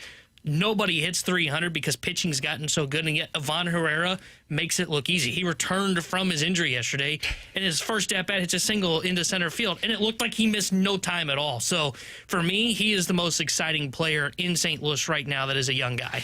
Speaking of returning from injury, I'm actually going to slide it back to the rink, because while Herrera is a more than quality representative there, Tanner, I am absolutely enamored with one Dylan Holloway. Last season, his first full season, 22, turning 23, coming over from Edmonton. I think that we had expectations, but manageable ones at that, because especially early in the campaign, so much of the ink went to Philip Broberg, right? And then you saw progressively the ascent, the offensive upside. And if you're telling me last season we saw basically as an appetizer, I would say 26 goals, 63 points across the tune of 76 games. There's no reason as to why, again, line combinations, different permutations aside, he couldn't push for 70 or more this season, and it's just the tip of the iceberg. Yeah, I think there's a clear-cut top four. You guys tell me if you disagree with this. I think the clear top four in some order or another is Ivan Herrera, J.J. Weatherholtz,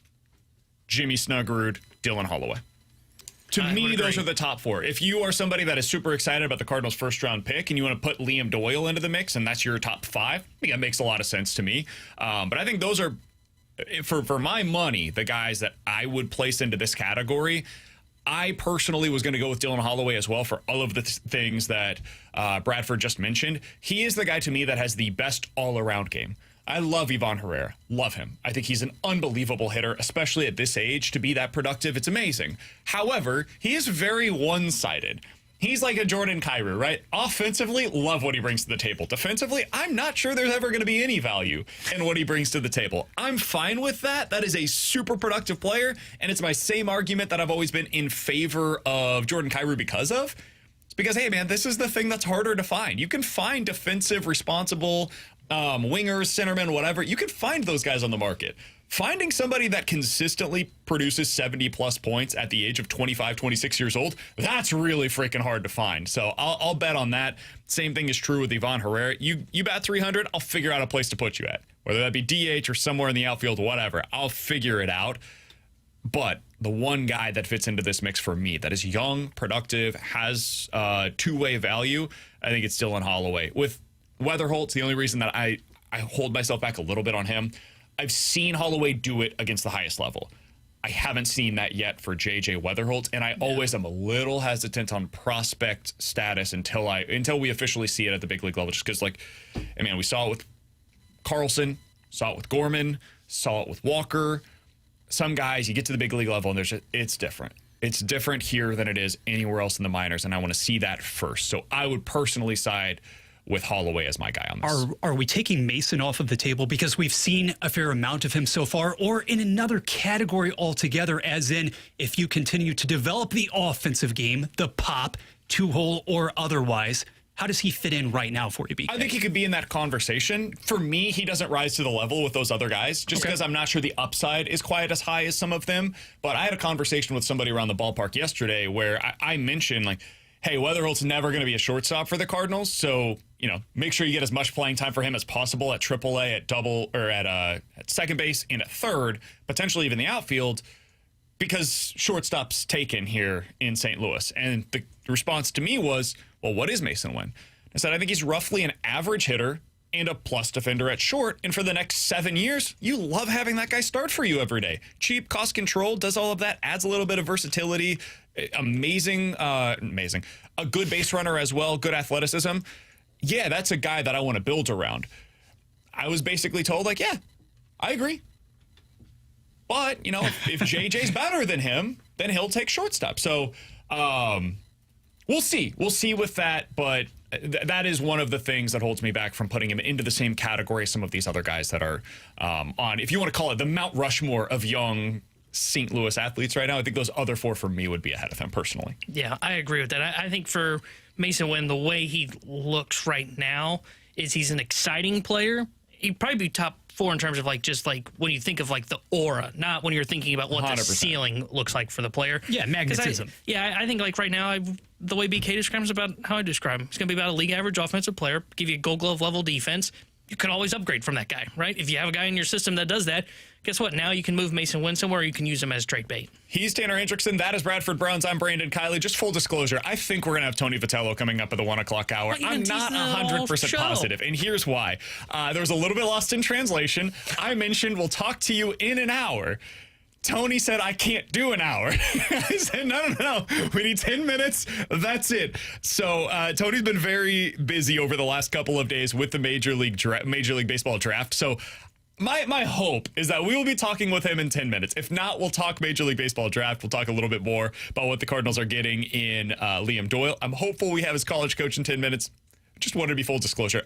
Not 100% positive that'll be the case, but we're hopeful for that. The Junk Drawer is next here on 101 ESPN.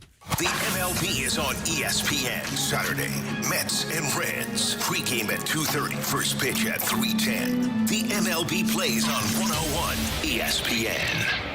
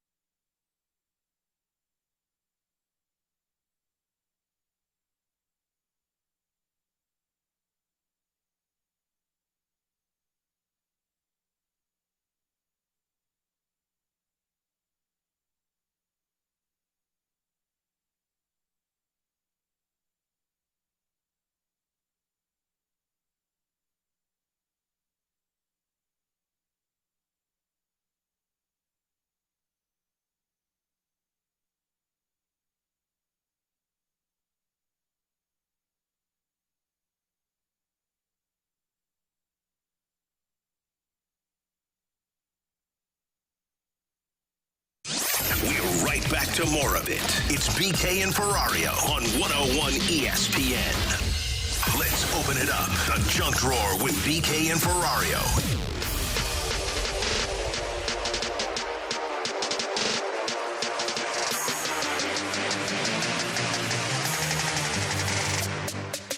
All right, let's dive into the junk drawer. T-Bone, what do you got for us today? Guys, next time you go to Vegas, there's going to be a new game to be playing. Okay. You're going to love to play blackjack. You're going to love to play, what is it called? Craps? Is that what it is? Yeah, T-Bone. Sorry, I always forget the name of it. Sorry, Tanner. You'll now be able to play Uno when you go to Las Vegas.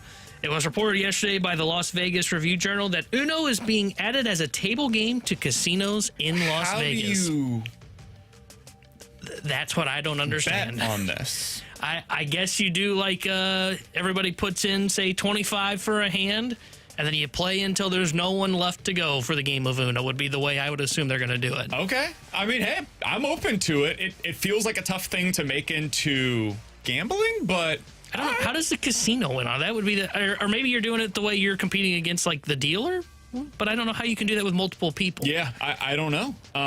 There's got to be some kind of changes that are going to be made to the game, I would imagine. Yeah. I don't know. I mean, I like Uno. I don't know if I want to gamble on it, though. Unlike traditional wagering, this concept is built around social engagement. Think tournaments, photo moments, and Uno-branded cocktails.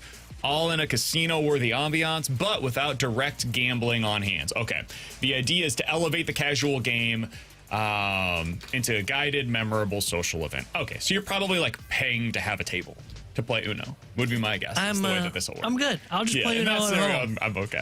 I'm not down going for to it. Vegas. I'm not going to Vegas to play Uno. Yeah. I'm going to lose money and have a really good time and maybe not remember one of the evenings. Yeah, my guess is this is more for people that don't want to play the typical card game. So, like, they're not going there to get their ass handed to them in poker. They don't want to learn the book for a game of blackjack or something like that. They don't understand how to play craps, and they don't want to take the time to do so or lose the money to find out how to play craps. So instead, they're going to Vegas. They've got money to blow. They want to sit down and have a Vegas night, and they know how to play Uno because they've played it for their entire lives. That would be my guess on the type of crowd that stay maybe at is home. interested in something like This that. is the game for me. I just took 5 or 6 in a row not that long ago against the youngest. Let's go. All right, he's Tanner Hendrickson. That is Bradford Bruns. I'm Brandon Kiley. Guys, I hope Tony Vitello is going to join us coming up on the other side. He's the Tennessee baseball coach. The Cardinals have drafted like 100 Tennessee baseball players, including their number 5 overall selection in Liam Doyle. Vitello told a great story about him yesterday on the broadcast. So my hope is we're going to be talking to him coming up next. But full disclosure, I said an hour ago, we'll talk to you in an hour. And he said, I can't give you an hour. I said, no. We need 5 or 10 minutes. Hopefully we can do that coming up at the 1 o'clock hour. So I'm going to reach out to Tony. We'll see if he answers and we'll talk to him or we'll talk about Liam Doyle. One of the two next here on 101 ESPN. WXOS HD1 East St. Louis 101 ESPN is driven by Brown and Crouppen Law Firm.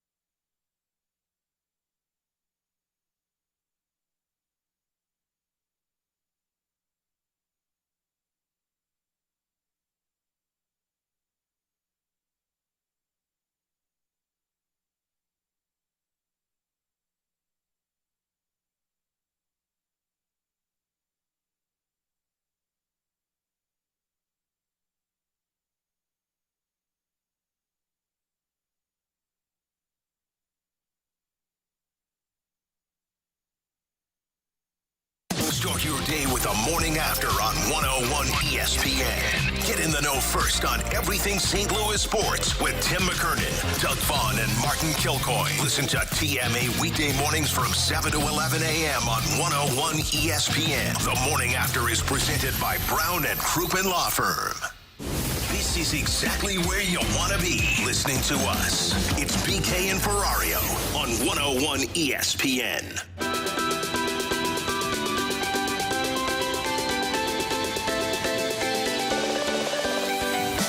Alongside Tanner Hendrickson and Bradford Browns, I'm Brandon Kiley. It's BK and Ferrario here on 101 ESPN, and we're happy to go out to the Callie Aaron Thompson hotline to be joined by Tennessee baseball coach, College World Series champion back in 2024. We were talking to Tony Vitello. Also, maybe most importantly, St. Louis native joining us here on BK and Ferrario. He joins us the day after Liam Doyle, Tennessee pitcher, was selected number 5 overall by the St. Louis Cardinals. Tony, first of all, thank you so much for joining us on what I know is an incredibly busy time for you. Tell us a little bit about what the Cardinals are getting in Liam Doyle, their new pitcher. They're getting a fun one. Obviously a good one. If you go in the first round, that's flat out the case. How good, the future will tell us on each of these kids. But I think the future is pretty much written on Liam is a lovable dude. If you're a coach, a teammate, a trainer in the facility, he's a blast. And I also think he's a kid who, he is in that elite talent category of being a first rounder. But he's got a lot of room for growth, a lot of room to develop in several different areas. Well, Tony, tell me a little bit about Liam's presence on the mound. Seeing him, I've seen videos of him screaming after getting big strikeouts. I heard he's pitched through a blister in the season. What's he like when he takes the mound? It's real toughness. And again, that's one of the things, who you are on the field isn't exactly who you are in the locker room, but there's got to be a respect level for how you go about your business. And I think he'll be even more liked in the clubhouse and in the organization because he competes the way that he does. It is real, true toughness. He loves to be out there, and he puts a team before himself. I know you see all the animation, and it looks like maybe he wants attention. That's not the case at all. He just truly is in his element when he's out there competing, and he's all excited about St. Louis. I can tell you, I've got a bunch of text messages because he knows I'm from there, and I'm a proud St. Louisan. But he's got some Boston strong to him. He grew up in the city. They moved a little further to the northeast from there. But he is a tough kid, and it shows on the field. Tony, the transfer portal has changed things in college baseball where you don't necessarily have these guys for their full time in the sport now. You had him for just 1 year. He was at Ole Miss. He was at Coastal Carolina as well. So what were you guys able to do with him this year that unlocked his potential at the collegiate level? Yeah, so a little bit about what I tried to chime in last night on that network broadcast was when he was at Mississippi his sophomore year, freshman year, I think was just nature of being a freshman. He had to make his way into being a starter. He started out as a reliever. Then at Mississippi, his evolution continues, and he was one of the better guys stuff-wise in the SEC. But he typically would run out of gas because he was either out of shape or he'd run out of pitches. He didn't throw enough strikes. Well, this year he eliminated those two things from the board of shooting yourself in the foot or ways other teams can beat you. But he just made himself better on the conditioning level to an extreme height, loses 19 pounds of bad weight or literally of body fat, throws a ton of strikes. I think the next two things coming are he tightened up his pitch grips a little bit. Guys were getting in his glove and watching his forearm and, relaying pitches, which that goes on at our level too. And then the other thing that went on too is, I think his off-speed stuff is not quite at the full development. And so we're going to see, him emerge, I think, being a better off-speed pitcher on top of kind of tighten up the grip stuff. And I mentioned being Boston strong. Sometimes that caveman approach spilled over into hurting himself a little bit. And as the year went on, even though the emotions on the mound that showed up on Twitter stayed the same, he really did start to mature and how he'd make sure that was a strength and not a weakness that he pitches with emotion. Tony, you've been around college baseball ranks for almost your whole coaching career. You were an assistant back in 2003 with Missouri up until now where you're the head coach at Tennessee. Does he remind you of anyone that you've seen from the college pitching level? Yeah, I don't mean to put words in your mouth, but you seem like you're leading me down the Max Scherzer road. Or maybe that's just where I'm leading myself because of, my time at Missouri was a blast.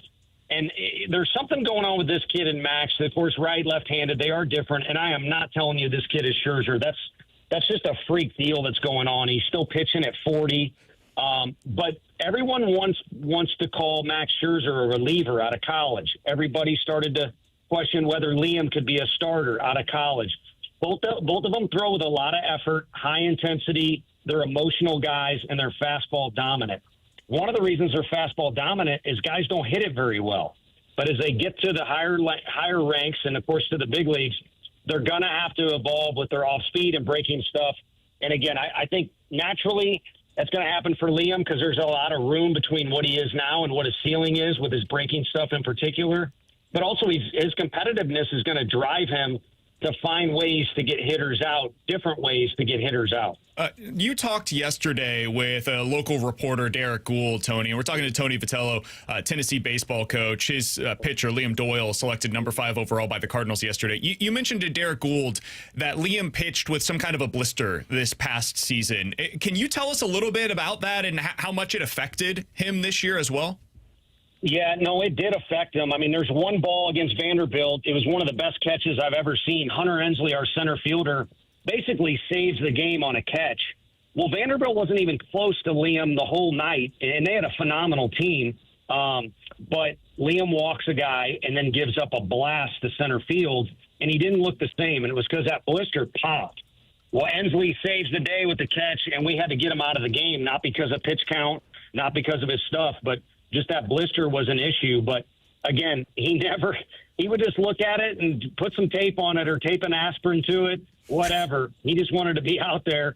And I think the root cause of that was we've got a standardized sticky stuff, rule in the SEC. So we got a standardized rosin bag that the guys use. And I think that stuff is what kind of was the root issue of that blister. I don't see it being an issue in the future. But what you get out of that, again, is proof that the kid wants to be on the mound. He's not afraid of a little bit of adversity. And when it does come, he's either going to try and run around it, run over it, or more Liam Doyle is probably trying to run through it. Tony, I did want to ask you about the other arm that the Cardinals selected from your program yesterday. It took right-hander Tanner Franklin. What can you tell us about him? It's a great job by the scouting department. And I don't care how it ends up. I mean, the kid could, fizzle out and not do great. Baseball has a ton of variability, and these scouts have to put in so much time to figure out who's who and then what are they going to be. And I think what everybody's thinking Tanner Franklin is going to be maybe one of the best steals of the draft because right now, small-town kid, hadn't been on the big stage a bunch. It's a really easy 100-mile-an-hour arm, legitimate 100-mile-an-hour arm. And, again, he's just scratching the surface with who he can be. So with Liam, I think it's a really fun combination of experience and talent, but also some room to improve. Well, that room to improve pie chart, if you will, that area of the pie chart is so much bigger with Tanner Franklin. We obviously would have killed to have him back for another year because the next step is coming for him, regardless of who's coaching him. But we all know St. Louis runs a tight organization. And if they get the most out of this kid, he could be a big league starter, even though in college he was just a middle reliever and until this year hadn't even really had success. And, Tony, I did want to ask you, before he came to your guys' program, his walk rate was at 20%, and then this year you guys were able to trim it down to 6%. What did you guys do with him that was able to unlock that potential from him? Frank Anderson just stripped everything down and made it simple. And so that's one of the reasons he could say to a scout from the Cardinals, hey, my off-speed's not as good as it could be. It's the coach's fault. And you never like a kid saying it's the coach's fault, but he'd kind of be accurate because, we often say in order to go to fifth grade, you got to graduate fourth grade, unless your mom and dad pony up a lot of money or you're real smart. You got to go fourth grade, then fifth grade. So we kind of got to bare bones with him, and Frank really got him under control, a very smooth delivery, and just got him in the strike zone. And now it's going to be a contest of how good a strikes can you throw. And I'm glad you pointed it out. I'm not recruiting anybody that's probably listening, but our pitching coach just does not get enough credit. Literally has the best resume in the country. But nowadays, everybody's worried about gimmicks and how do I get there real fast and what's the system and analytics and things like that. And sometimes that old school coaching of just finding a way to be the best version of this, get this kid to be the best version of him, is the best way to go, and that's what happened with Tanner. All right, we'll get you out of here on this. Tony Vitello is a very busy man. He's been helping out with the broadcast stuff for the Major League Baseball draft over the last 24 hours. He obviously has a full-time job, as the Tennessee baseball coach as well. So we appreciate you hopping on with us in your hometown of St. Louis today after they selected Liam Doyle. Final thing, Tony, when you look at Liam and what it looks like for him at the next level, you've mentioned some of the secondary pitches to take that next step in his career. In your opinion, what does that look like? What are the things that he needs to add? What are the things that he needs to work on to make it to this level and pitch for the Cardinals? Yeah, I really feel like it's just repetitions, and he's got to continue the path that he's on physically right now with how he takes care of his body and how he invests in his routines. He really became a pro. And I think I mentioned, last night about how much he struggled with our strength coach early on, but he forged ahead and got through that. So right now he's got great routines and a great system he's put into play for himself on the physical side. Needs to keep doing that, and then just needs reps as a pitcher. And as he gets around big league talent and big league coaching, I think he's going to emerge as a much more complete pitcher. But again, he needed that foundation of throwing strikes, competing the right way. But I think we're all going to watch the evolution of Liam Doyle. It's going to be more of a slider and a curveball. And I think they'll be a little more distinct of pitches, a little more separate from each other. And I think there'll be two pitches that you all can call big league pitches. And the fastball is outstanding. And he's got a plus changeup and splitter. So a 4-pitch repertoire, a guy that'll take the ball whenever you want to, give it to him. And when he goes out there, he is literally going to give his all. Hey, Tony, this has been awesome, man. Thank you so much for giving us a little bit of time today. We loved watching you on the broadcast yesterday on MLB Network. We wish you nothing but the best. I'm a Mizzou grad. That's my alma mater. So I wish you all the best anytime you're not playing the Tigers. But beyond that, man, it's been a hell of a lot of fun to watch your program go over the last few years, and hopefully we'll talk with you again soon. Thank you guys so much. I met Jason Marquis, by the way. There's all kinds of big-time players walking around, and that guy was obviously a good player, but a superstar human being. It was really fun to meet him, and so the St. Louis ball got rolling early this morning. Much love to everybody in St. Louis. Hey, Tony, appreciate the time, man. That's Tony Vitello, former Mizzou Tiger, now the head coach at the University of Tennessee. Of course, coached Liam Doyle and another Cardinals pick who Tanner asked about as well, Tanner Franklin, who, again, he mentioned this yesterday on the broadcast, said he thinks he could be the steal of the draft. 21 years old, he's a reliever, was a reliever in college, has a chance to transition, it seems like some believe, to be a starter. Tony Vitello said yesterday on the broadcast that he was expected to be a starter for Tennessee this upcoming season, but because he went as early as he did, he will not be back most likely at Tennessee next year to do so. Tony. So we'll see what the Cardinals are able to get with him. On the Liam Doyle side of things, he's a headliner here, T-Bone.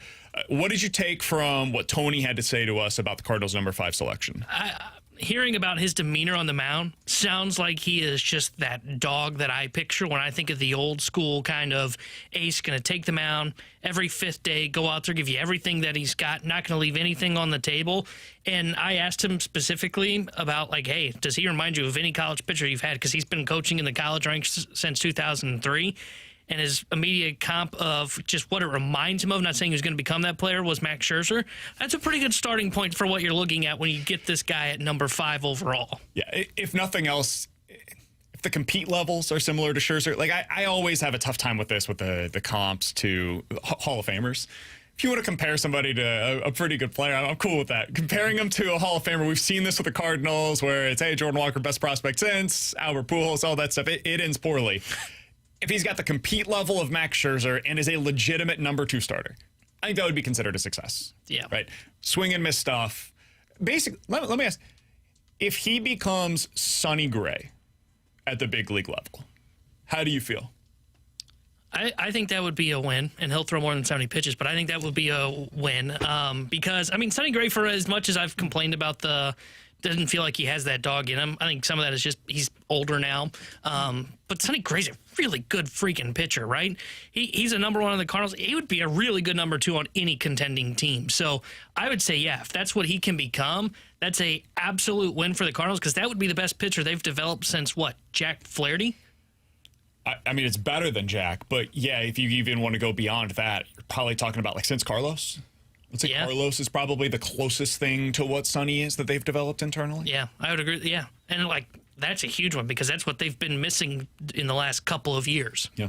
And a left-handed Sonny Gray to boot. When you're talking about enhancing that velocity, the natural run, setting up with Libby and this man, both. You know they love their lefties. You know that's why they were so excited when Doyle fell to them. I think it's a really great selection. And the more we hear about not just the stuff, which is obviously what gets me most excited, to be frank, but also the character side of things. And just he appears to be an absolute lunatic on the mound. And I say that with affection.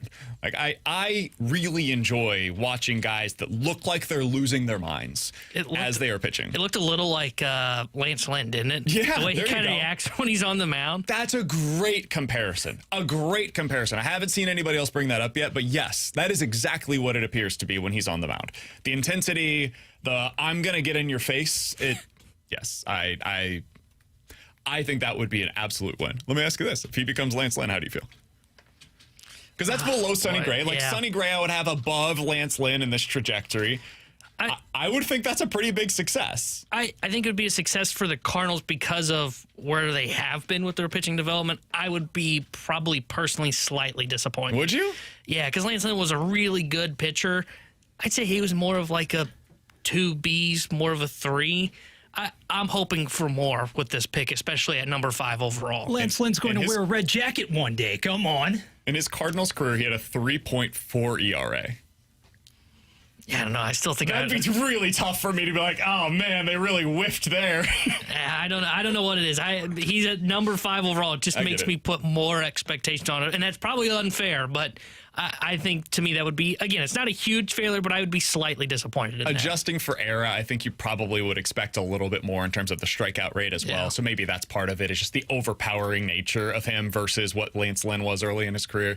It probably looks and feels different, even if the results overall are somewhat similar. I like doing this because we get a real idea of, okay, what is he actually going to be, right? Yeah. Like, what would it look like if he becomes a success? I think we're going to do some of that with J.J. Weatherholt over the next week as well, because, man, I think he's going to be a really good baseball player, but what does it look like? What does it look like if he becomes what a lot of people are hoping for J.J. Weatherholt? We'll talk about that as we go along here. If you guys missed any of our conversation with Tony Vitello, it was awesome to be able to catch up with him. He is a very busy man.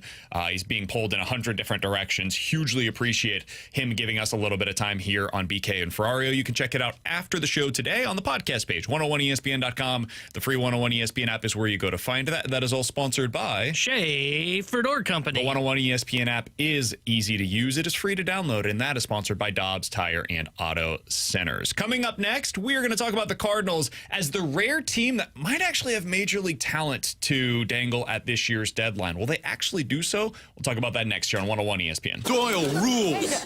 Blues hockey is on 101 ESPN. Get the inside scoop on and off the ice with the Last Minute Blues podcast with Alex Ferrario, Jeremy Rutherford, and Donnie Fandango. Blues opinion, talk, and speculation.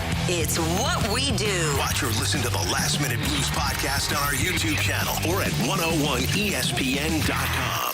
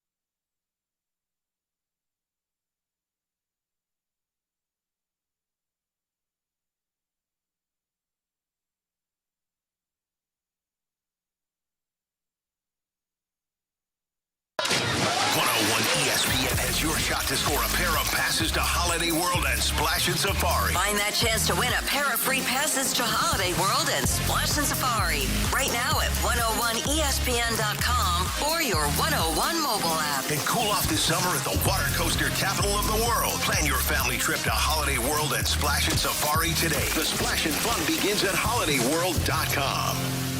They are St. Louis. It's BK and Ferrario on 101 ESPN.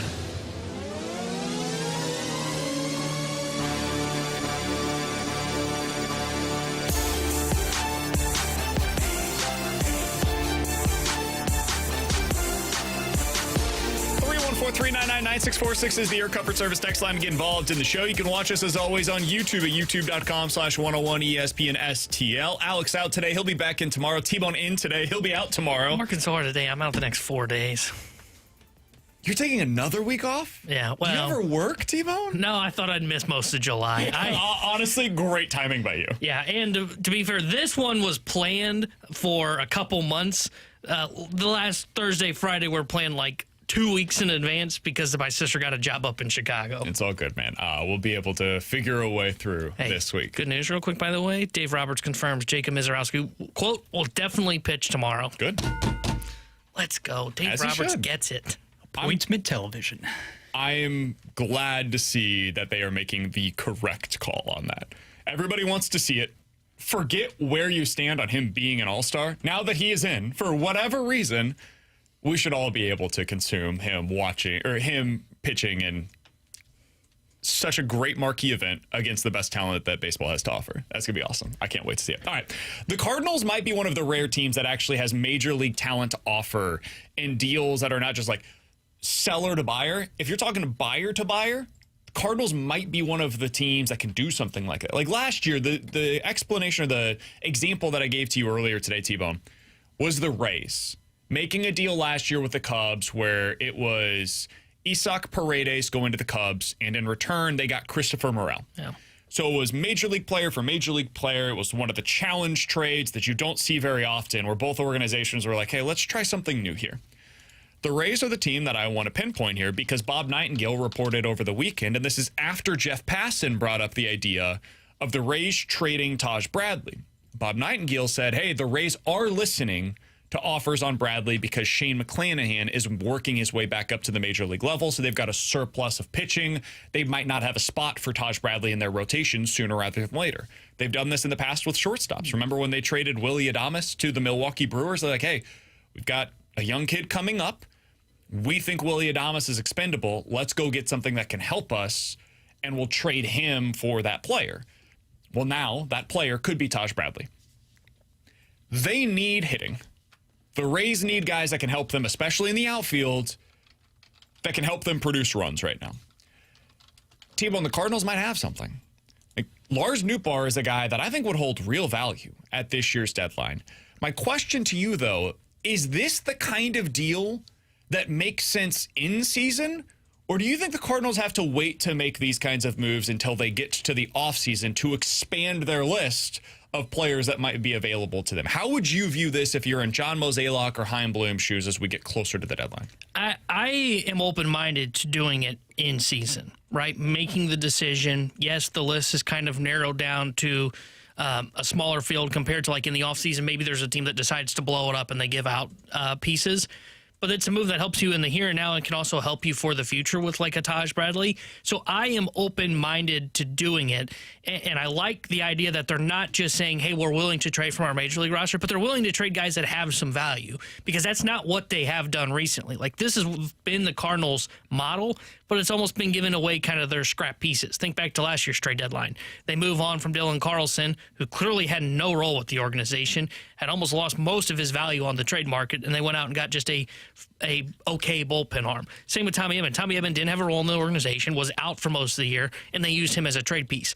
Now they actually have pieces that actually can bring something pretty good in return in a Nolan Gorman, Lars Nootbaar, who's going to carry significant value. I think it is something that they should explore for this year, right now, because I think these are the type of moves that can help this team get to the playoffs. We've talked about how important the playoffs can be for some of these younger pieces, and I've also said this. I want to know what some of these guys look like when it comes to pressure moments. What does Mason Wynn look like when the pressure is on in October? What does a Victor Scott look like when the pressure is on? What does Matthew Liberatore look like? Because he would still be in your rotation in this scenario when you get to October. I think they should be exploring these kind of moves now and see if they can help improve the team for both the now and in the long term. I would try it in part because you get information on Taj Bradley. And I'm using him as a placeholder here. If there's another team that has a pitcher that becomes available in the same range, go for it. Like I'm open to other names, but he's just the one that has been mentioned as like, hey, this guy's available, and it's not because he's bad. It's because or an expiring deal. It's because the Rays are so good at developing major league pitching that they have 5 guys that could potentially be in over Taj Bradley. Meanwhile, Bradley would be like the second best pitcher in the Cardinals rotation. So that is the type of player that I think the Cardinals should be looking to acquire. Part of why I would be interested in doing something like this, T-Bone, is you're not locked into Taj Bradley. He still has multiple years of control beyond 2025. So if you wanted to do what the Cubs did, where you're just stealing a page out of their playbook, basically, you could always flip him in the offseason. Yeah. And whether that means flipping him for prospects or flipping him for a position player that you think helps, whatever that may look like, you now have this as a flexible option for you as well. Or maybe that makes, I don't know, TK Roby or Quinn Matthews or Tink Kentz or one of those other young pitchers. Now they become potentially available, and you could use them in a trade package as well, or you just backfill. And so unlike this year, now you have that surplus pitching that's available for you at the AAA level. So next year you go into the season and Roby, Matthews, Tink Kentz, Doyle, that's 4 of your 5 guys starting at AAA, and you're like, all right, we've got a little bit more depth here now to be able to work with going into the season. So you could go into next year and your rotation could be something like Sonny Gray, Matthew Liberatore, Taj Bradley, Michael McGreevy, Andre Palante. That's your 5, 3 homegrown guys, a cost-controlled pitcher, and then Sonny. Yeah. And then at AAA, you've got Doyle, Roby, Matthews, Tink. It's not bad, man. That's a much better place to be as an organization than what you currently are living with. So I wouldn't just be open to it. I would be currently actively seeking out these conversations with a team like the Rays or anybody else that has this kind of a pitcher available to you right now. Well, and as much as like we would say like, well, maybe you wait until the offseason and then you have your pick of the litter. Do you really think there's going to be that many starters that have control and are better than Taj Bradley that are going to hit the market? Like in theory, yes, maybe there is one that pops up there. I would much rather go after the certainty of, hey, this guy actually is on the market right now compared to dreaming of whoever the pitcher is that you think the team was going to be open to trading in the offseason. Because we've seen this in the past. We've talked about this. It's different because we talk about free agency. But remember how great the free agency class was in the NHL, and then they all re-signed with their teams? That's why I would rather do, hey, I know what's available now. I'm willing to move on from these pieces rather than just hoping that somebody decides to move on from an arm in the offseason. And for anybody not familiar with Taj Bradley, totally get it. Don't watch a lot of Rays games. I understand it. You don't like their minor league ballpark? He's a former top 50 overall prospect in Major League Baseball, was a participant in the 2022 Futures game, and I only mention that because those are the types of prospects that you'd like to acquire. He was developed in a great system, obviously, for pitching, and it's been touch and go for him at the big league level. He's a guy that is not getting the production that you would expect out of somebody with his kind of stuff, but the underlying numbers are there. Like the strikeout rate is pretty good. He has at times had a walk issue at the major league level, but his fastball plays at like 96 miles an hour. If you look at the similar pitches based on velo, movement, pitch shape, all of those kinds of things over on Baseball Savant, here are the names that pop up. Tyler Glasnow, Yamamoto, Dylan Cease, Hunter Brown, Drew Rasmussen. So these are the kinds of pitchers that you want to be associated with. They're the kinds of pitchers that the Cardinals frankly lack at the major league level. It's a high upside bet with somebody that has a big time fastball, has a split finger, which is what they just acquired via the draft as well with Liam Doyle. His profile is actually very similar to what Liam Doyle brings to the table, but instead of doing it from the left side, he's doing it from the right side. So I think it makes all the sense in the world for them to go this route. A high upside type of player. Worst case scenario, you're getting a really solid middle of the rotation starter that has some upside and cost certainty. This is what I would like to see the Cardinals do at this year's deadline. I know everybody's excited about McGreevy. I'm way more excited about Taj Bradley.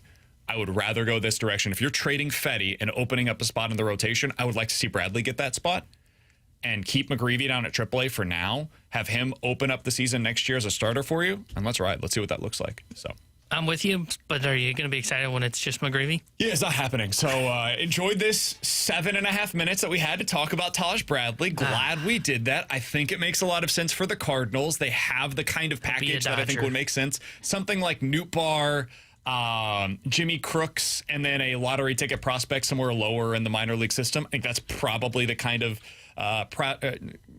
prospect capital that you'd have to give up in a deal like this. So when the Cardinals don't do it, I'll probably be annoyed. And congratulations to the Chicago Cubs on. I was just about to say, it's going to be frustrating when the Cubs just play this exact playbook and go acquire him and then like flip him in the offseason for their next star that will replace Kyle Tucker. Oh, man. It'd be awesome. It'll be absolutely fantastic. Were the Cubs. Coming up in 15 minutes, we'll hit the BK and Ferrario Rewind, give you our final thoughts on what the Cardinals were able to do both this weekend and on the field and away from the field with the Major League Baseball draft. But next, let's dive into some NFL quick hitters. ESPN.com released today their top 10 quarterbacks in the league based upon what NFL executives had to say. We'll get into that list, see how it differs from ours next year on 101 ESPN. You can now watch 101 ESPN live on our Air Alliance Team Studio Cams. Catch every show live on our YouTube channel or at 101ESPN.com. 101 ESPN Studio Cams. Presented by the Air Alliance Team Heating and Cooling. Getting the job done quickly, correctly, 100% of the time.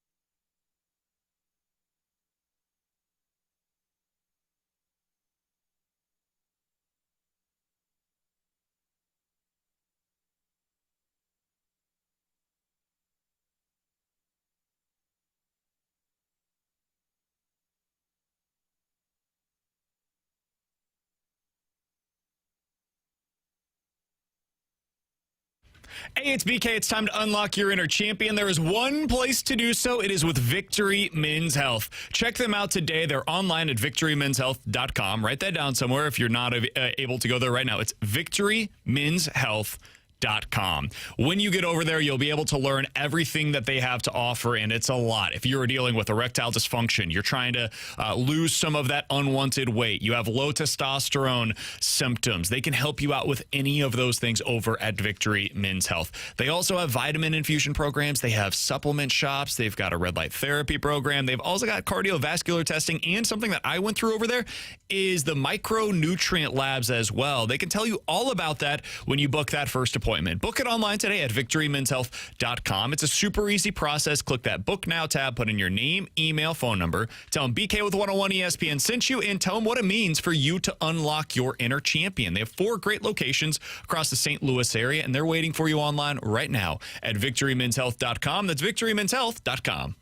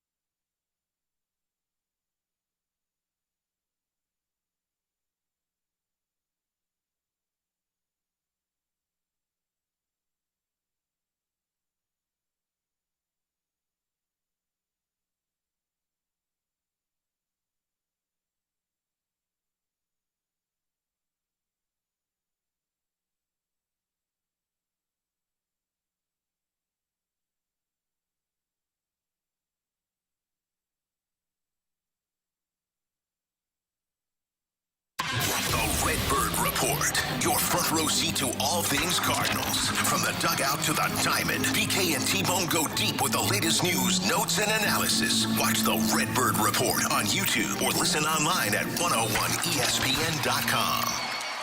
101 ESPN Sports Center.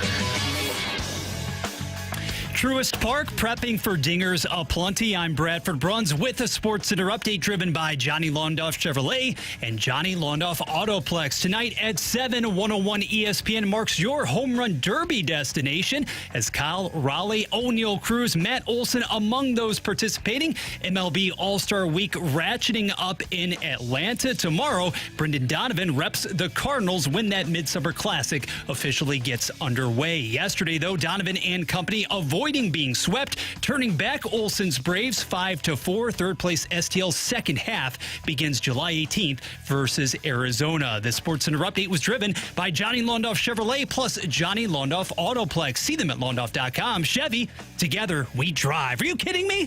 Giving you the picture, the real big St. Louis sports picture. It's BK and Ferrario on 101 ESPN.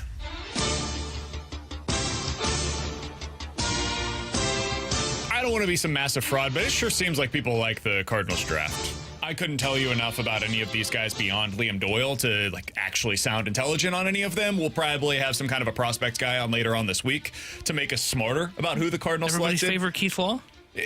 I think Keith Law would be one. J.J. Cooper, who I really like from Baseball America, is another. Fangraphs, their guy Eric Longenhagen had Liam Doyle as his #1 overall player in this year's draft, so maybe we'll reach out to him as well. Going to try to get some more information on the players that the Cardinals have selected, but people really seem to like the direction that they're going in this year's draft, so we'll see if those guys are able to make any sort of waves as they get into the Cardinals system over the next year or two. All right, alongside T-Bone and Bradford, I'm BK. Earlier today, over on ESPN.com, they're doing their top 10 lists, right? It's mid-July, which means this is what we do.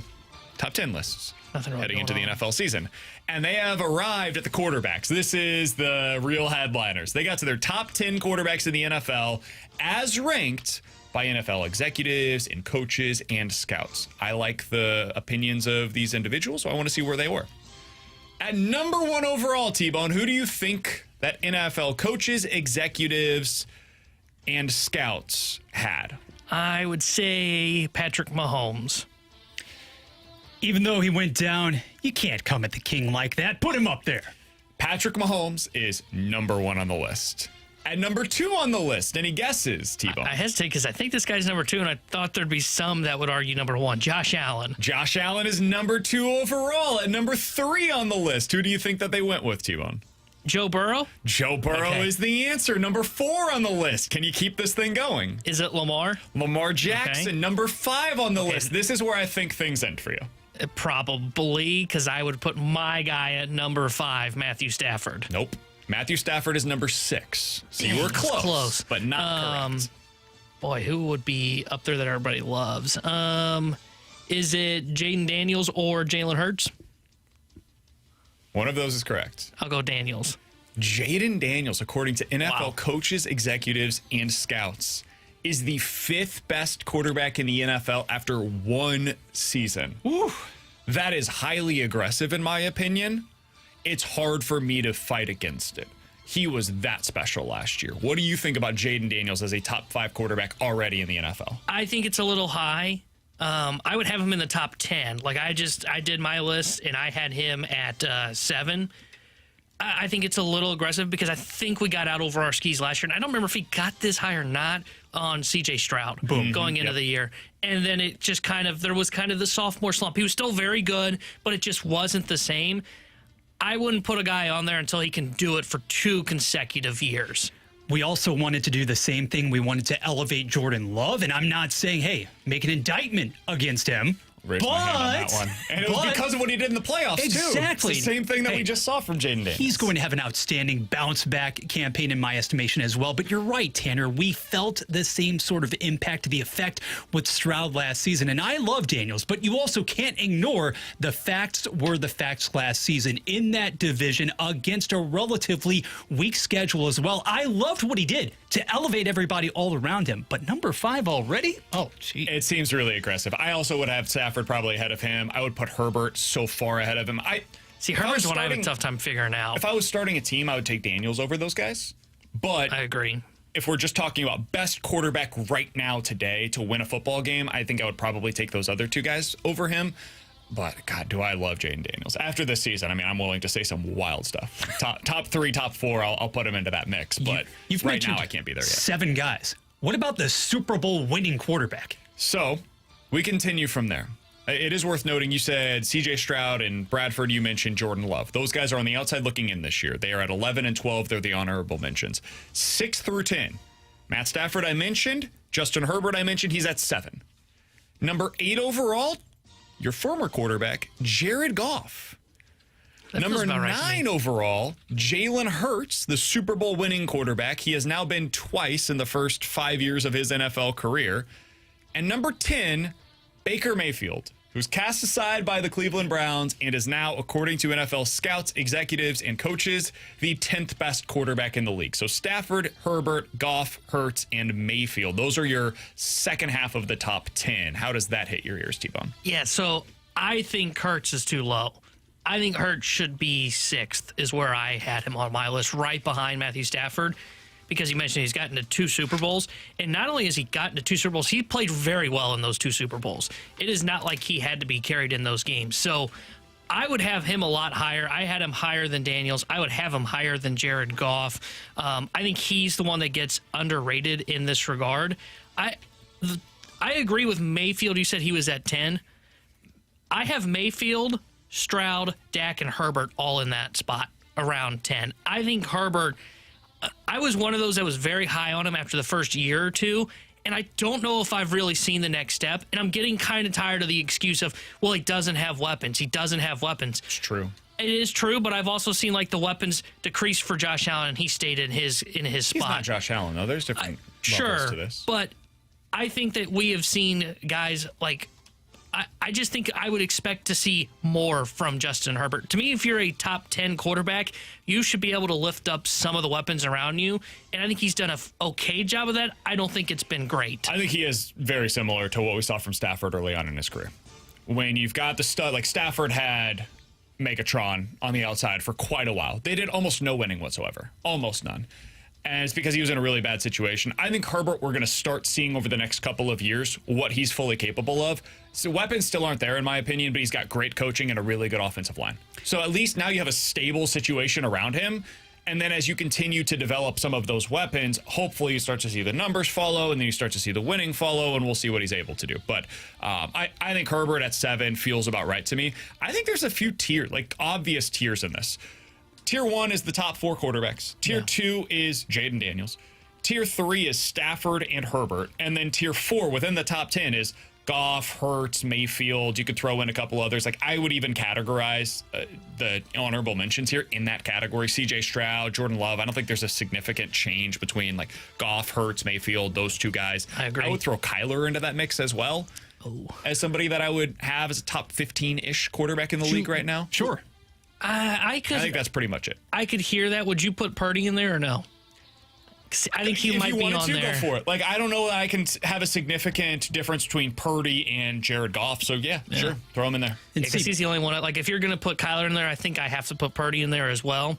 Because I think Purdy has been just as consistent as Kyler's been. Now, he's had better weapons around him. But, yeah, I agree. I think the tiers are pretty easily broken out within that group. Who do you think is the guy that, in your opinion, will finish this year jumping the most from this list? Biggest jump from this list after 2025 will be who? Oh, that's an interesting one. I could. Where'd you say Hurts was at? He was at what? Hurts 6? is at 9. 9. I think it could be him because if they get to another Super Bowl and they are loaded once again, he's going to start to get some of that respect that I think he deserves. Because again, I had him on the fringe of the top 5. To me, you can either have Stafford at 5 or Hurts at 5. I loved this piece on the Hurts, the write-up. More than a few voters see shades of Russell Wilson as his career arc. Hurts has many of the same traits that contribute towards winning at a high level, but he needs a steady running game around him and wouldn't necessarily thrive in a more pass-heavy system. I was always somebody that caped for Russell Wilson. I thought Russ never got the credit that he deserved earlier in his career. He was a really freaking good quarterback for the Seahawks, man. He wasn't like the only reason why they were good, but he was a big part of why they were having so much success during those Legion of Boom eras. But I think the same thing could be true for Jalen Hurts. So I could see him moving up this list, probably into that like Stafford Herbert range. I think it's hard to move him much higher than that, though. Yeah. Just because I don't think he's ever going to be seen in that top 4, and I don't think he has the same talent level as a Jaden Daniels. That's the thing. For me, it's hard because no one's dethroning the top 4 in my mind. I think Dak is the one that moves up the most. I thought about Dak because I really like the weapons that he still has there. And I've always George Pickens on a 1-year deal. That guy's insane. I would not want to pay him, but hell yeah, I'd take him on a 1-year deal. I think that's going to work out really well for them. It seems like a no-brainer to me because already, in my opinion, guys, in a landslide, Hurts should be there because what is the biggest measure here, the biggest standard for all of these signal callers? We sit here and we're looking at the top 5. It's winning, bar none. And the fact that Jalen Hurts already has the hardware, he has a number 2 finish in MVP voting as well, and he's at number 9 behind somebody like, with all due respect, a Justin Herbert. If you had a quarterback and you had him programmed, designed in a laboratory, great. He has everything you want. He's won nothing to this point. How is he a couple of slots behind? I don't get it. Is there a rookie quarterback that could take? Do you think the only one I can really say might have a shot, but I don't even think they've got.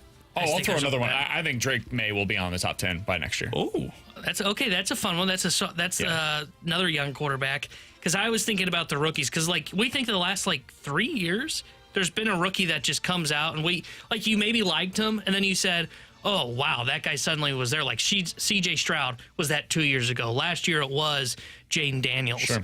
I don't know if there's like Cam Ward. I don't think he's got the pieces around him to get there. And then I never really liked anybody else in the quarterback class to where I don't know if we're going to see that again this year. Yeah, I don't think there will be one. Who's going down? Jackson Dart will be one of the quarterbacks that probably starts at some point this year, but I think that's it. I don't think that anybody's going to do that. You said who's going down on this list? At the end, I think Baker has such great weapons. I think if anything, he'll probably kind of stick where he's at right now. Jaden Daniels is one of these that I could see him maybe going down the list a little bit, not plummeting, but going down. I think Jared Goff is a really interesting one to watch because they lost their offensive coordinator. I could see a transition year for them. Those are probably the ones that I would point to. I think the other guys are just really freaking good quarterbacks. Man. Like the top 4, we know what they're going to be. Matt Stafford, there's no guessing in his game is just at this point. Health, because he's so old at this point. Now you have Devontae, too. Yeah. I would agree. I think the one that could potentially fall would be Goff. That's the one that I would circle because of all that change that has come to Detroit. He's T-Bone. That's Bradford on BK. We'll hit the rewind next year on 101 ESPN. Get social with 101 ESPN. Follow us on Facebook, Instagram, TikTok, X, Threads, Blue Sky, and YouTube at 101 ESPN.